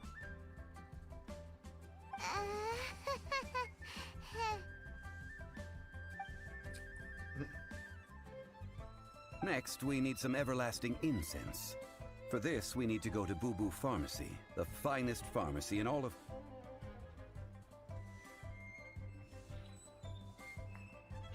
Is everything okay? Everything is fine.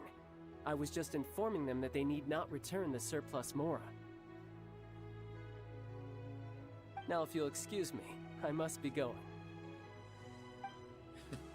Paimon definitely felt like Child wasn't happy with us just now. What should I try this time? Geht's da Bubu heute? Okay.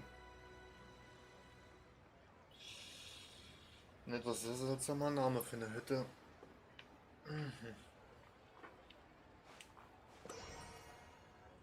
Stimmt, ich wollte ja mal was.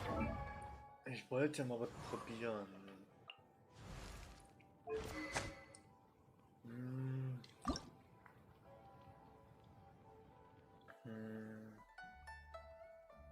Oh, den Bogen könnte ich sogar noch verstärken. Da bräuchte ich nur zweimal die. Ich bräuchte nur zweimal die komischen Fesseln.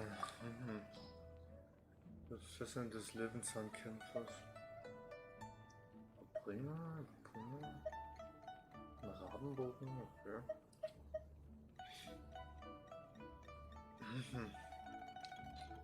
Ich könnte die Waffe also verstärken, das ist schon mal interessant zu wissen. Ne? Stimmt, Sarah Rose würde ich ja mal. Mit ihr würde ich auch testweise vielleicht mal kämpfen, ne, bei der bei dieser Prüfung.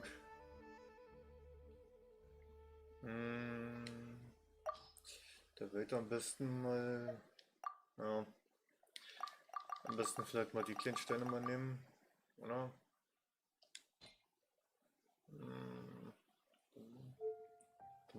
Veränderung, könnte ich nur das nehmen. Da nehme ich doch lieber mal ganz kurz mal die großen Steine. Mit denen geht das auf jeden Fall ein bisschen besser mit dem Verstärken. So.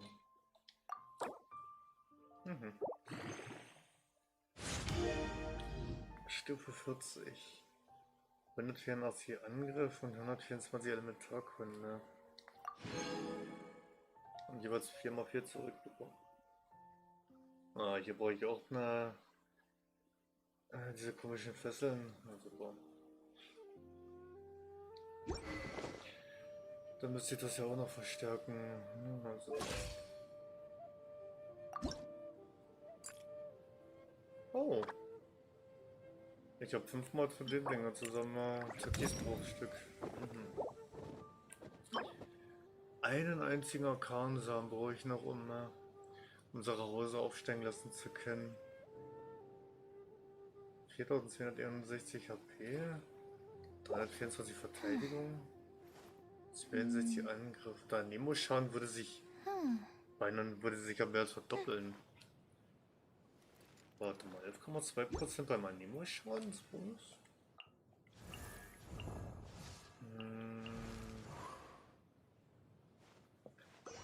Was hätte ich denn momentan ja mit ihr? Oh, hier sogar gar kein Nemo-Schadensbonus. Warte mal, was braucht ich nochmal? Das ist ein Orkansamen? Ja, ein Orkansamen. Also müsste ich noch in so ein komisches Würfelvieh mit Anemo-Kraft. Müsst ihr so erledigen, ne? Ein einziges von diesen Dingern müsste ich also erledigen.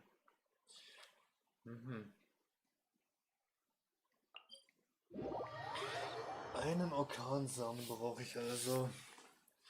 Man kann die Saccharose zumindest aufsteigen lassen auf Oberstufe 40 und kann es auch bis auf 50 hochleveln.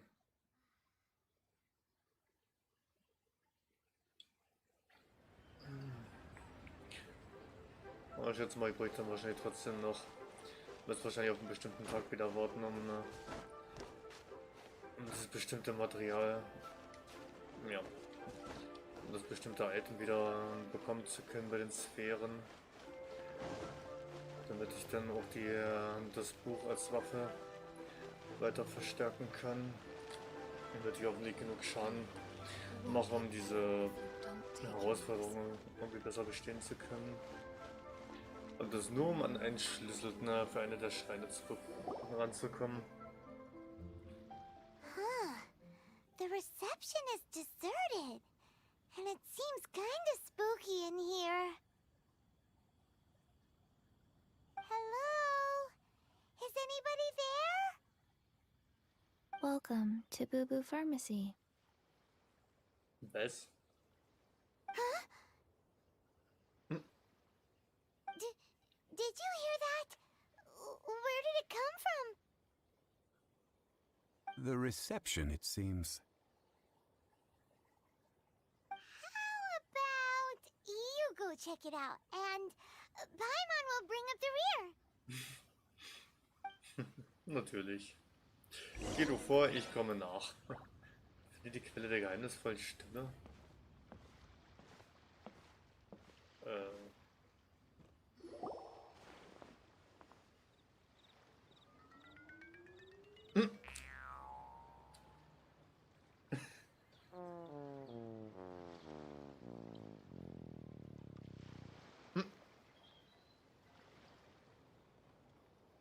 Oh, there you are.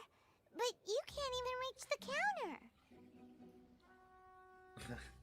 Und das ist ja ein Zombie, was? Also wenn es der Größe nach ging, ist Paimon ja noch... Joke's on you. Paimon floats, so height is no restriction. Als wenn das Fliegen was damit zu tun hätte. Anyway, there's something weird about this one over here. What's the talisman doing on her forehead? It can't be. She's a zombie. Das glaube ich ja weniger. Welcome to Boo Boo Pharmacy. I am Chi-Chi. Once upon a time, Chi-Chi died. Then, Chi-Chi was saved by the Adepti. Now, Chi-Chi is a zombie. Ernsthaft? Sie sagt das, als wäre es die normalste Sache der Welt. Macht dem Titel Stadt der Götter alle Ehre. Ja, sie sagt das, als wäre es die normalste Sache der Welt. Something like this would be unimaginable in Mondstadt. Vermutlich nicht. Hello, little girl. Do you sell everlasting incense here? Excuse me, sir. Did you bring your prescription? Hat sie jetzt Rezept mitgebracht, was? Surely no prescription is needed to purchase everlasting incense. It's not a controlled substance. Chi-Chi can get your medicine, but only if you show Chi-Chi your prescription. These are Chi-Chi's orders from Chi-Chi. Zombies are limited to acting within the confines of their orders. And somehow in this case, the zombie issues her own orders to herself. Das wird ein bisschen sehr merkwürdig. My dear Chi-Chi, we didn't bring a prescription, I'm afraid. But we do hope that you can still help us find some everlasting incense. Okay then. How did you manage that?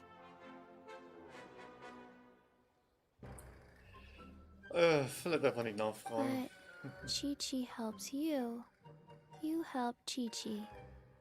Only fair. Since when do customers need to do favors for customer service staff?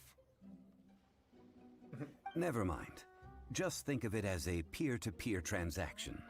That way everybody wins. Sometimes in Liyue, the art of the deal is simply about victory via mental gymnastics. Go to Mount Tianheng, find the Guizhong Ballista, and hunt a cocoa goat. Please and thank you. Heißt, zum Tianhengberg gehen, das Guizhong-Geschütz benutzen und eine Kokosziege erlegen, was? Ich bin mir nicht sicher, ob ich das richtig verstanden habe. Sie macht dann doch wohl keine Witze.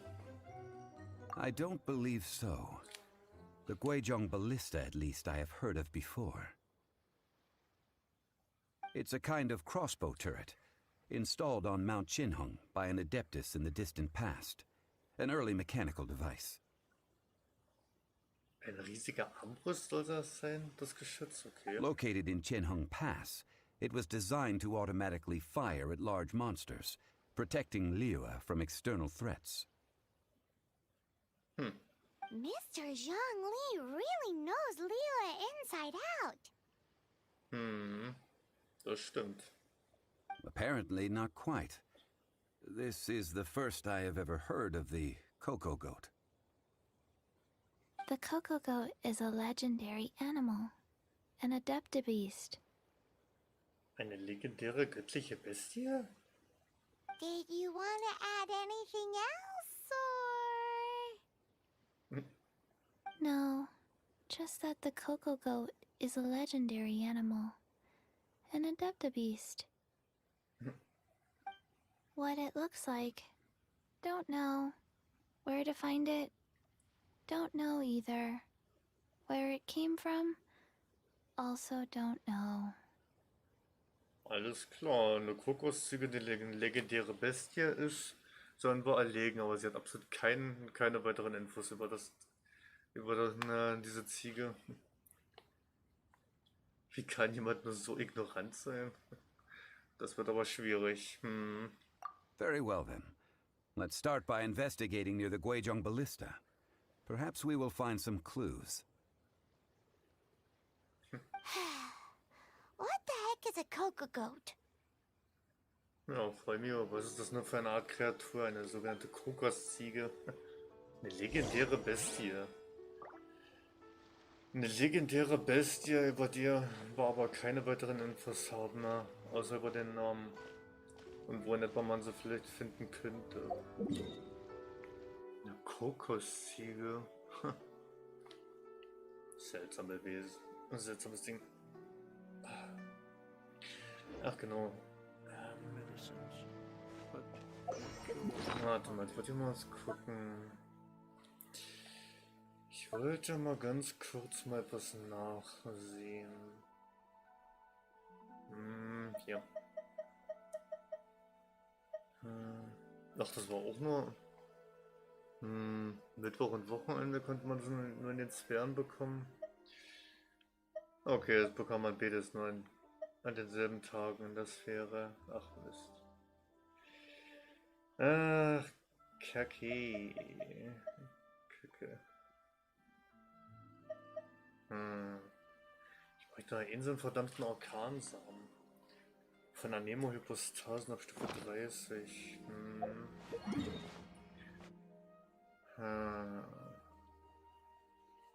Kostet 6. Na gut, ich glaube, da werde ich das da werde ich mich mal hier hin teleportation. Und dann glaube ich, mache ich erstmal Schluss. Oder zumindest auf meine kleine Pause. Und dann mache ich dann morgen in Ruhe hier weiter an der Stelle. Eine Kokosziege. Naja, mal gucken.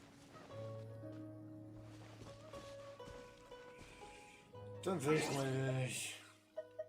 Ach stimmt, da war ja noch was mit einer Errungenschaft gewesen. Ne? Mutiger Abenteurer. Beauftrage andere, für dich zu arbeiten, ohne dich dabei von Mora aufhalten zu lassen. Okay.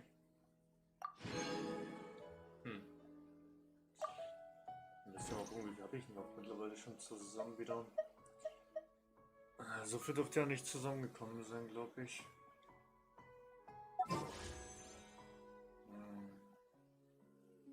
1346.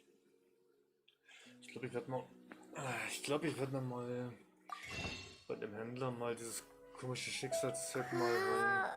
Da werde ich mir, glaube ich, mal so viel. Ja, mit Stangen würde ich gerne. Mit Sternstaub würde ich zwar auch ganz gerne, aber hier kriege ich nie das. Hier kriege ich aber nicht dann die Sachen, die ich ganz gerne haben würde.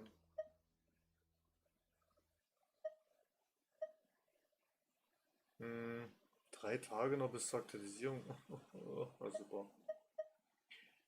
3 Tage müsste man noch warten. Stärkungserz, dies und das, die verdreckten Masken. Naja, nicht wirklich was dabei, was ich gebrauchen könnte. Das wollte ich mir mal holen. 1346 habe ich noch. Mal. Also könnte ich ungefähr 800 Stück gehen. Naja, das wären gerade mal 5 Stück. Ach du Schande. Oder gut, 800 Urgesteine, dann müsste ich auf ungefähr so 4, 500. Müsste ich ungefähr noch 400 oder 500 noch übrig haben. Pi mal Daumen. Naja, passt ja. 546. Und in 3 Tagen wird es als wieder aktualisiert mit dem Sternstaub. Dass man sich davon dann wieder ein bisschen was Neues holen kann. Aber ich gucken, dass ich mir von dem Sternstaubzeug dann genug von dem vorbestimmten Schicksal wiederholen kann, dass sich dann so langsam bald mal lohnt, mal so ein Figuren-Aktionsgebiet mal wieder zu machen. Auch wir kriegen dann vielleicht noch wieder ein paar schöne neue Charaktere dazu oder vielleicht auch wieder ein paar schöne neue Waffen. Ne? Das wäre echt nicht schlecht.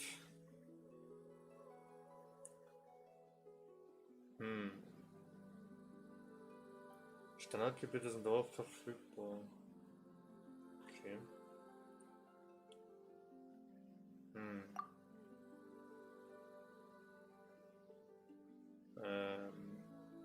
Okay.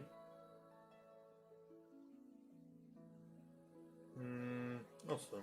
Naja. Dann müsste man echt mal. Müsste ich ja wirklich überlegen, probiere ich so ein Donnerwetter.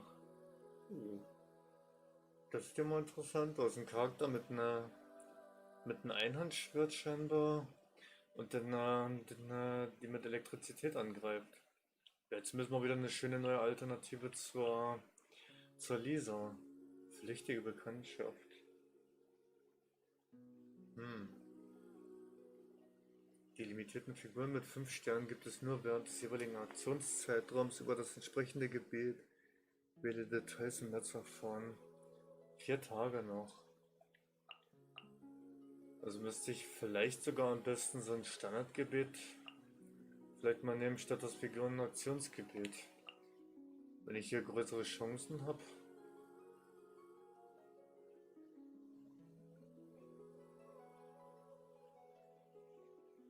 Warte mal. Hier brauche ich das vorbestimmte Schicksal. Und hier wird das normale Schicksalszeug reichen. Okay. Alles klar, also vorbestimmtes Schicksal brauche ich nur für solche speziellen Angebotsgebetsdinger und das normale. Und für das Standardgebet, da brauchen wir also nur das normale. Alles klar. Okay. Na gut, aber ich wäre mal ein Stück schlauer. Für die Standardgebet die normalen Schicksale und für die speziellen Gebetsaktionen Sachen, dafür braucht man dann also das vorbestimmte Schicksal. Oh, na gut. Ach ja. Ah, ich bräuchte auf jeden Fall langsam mal wieder ein paar neue Charaktere. Ich kann auf jeden Fall mal wieder ein paar neue gebrauchen, ne? Zumindest ein paar andere. Na gut. Dann würde ich erstmal sagen, mache ich erstmal Schluss. Mache ich erstmal ein kleines Päuschen für ein paar Stündchen. Und dann erstmal vielen Dank fürs Zuschauen. Vielen Dank fürs dabei sein. Und dann würde ich mich freuen, wenn man sich dann vielleicht heute Abend zum nächsten Devil May Cry 4 Streamchen wiedersehen würde. Was in dem Fall wahrscheinlich der letzte sein wird, denke ich mal. Na gut. Bis dahin, macht's es mal gut.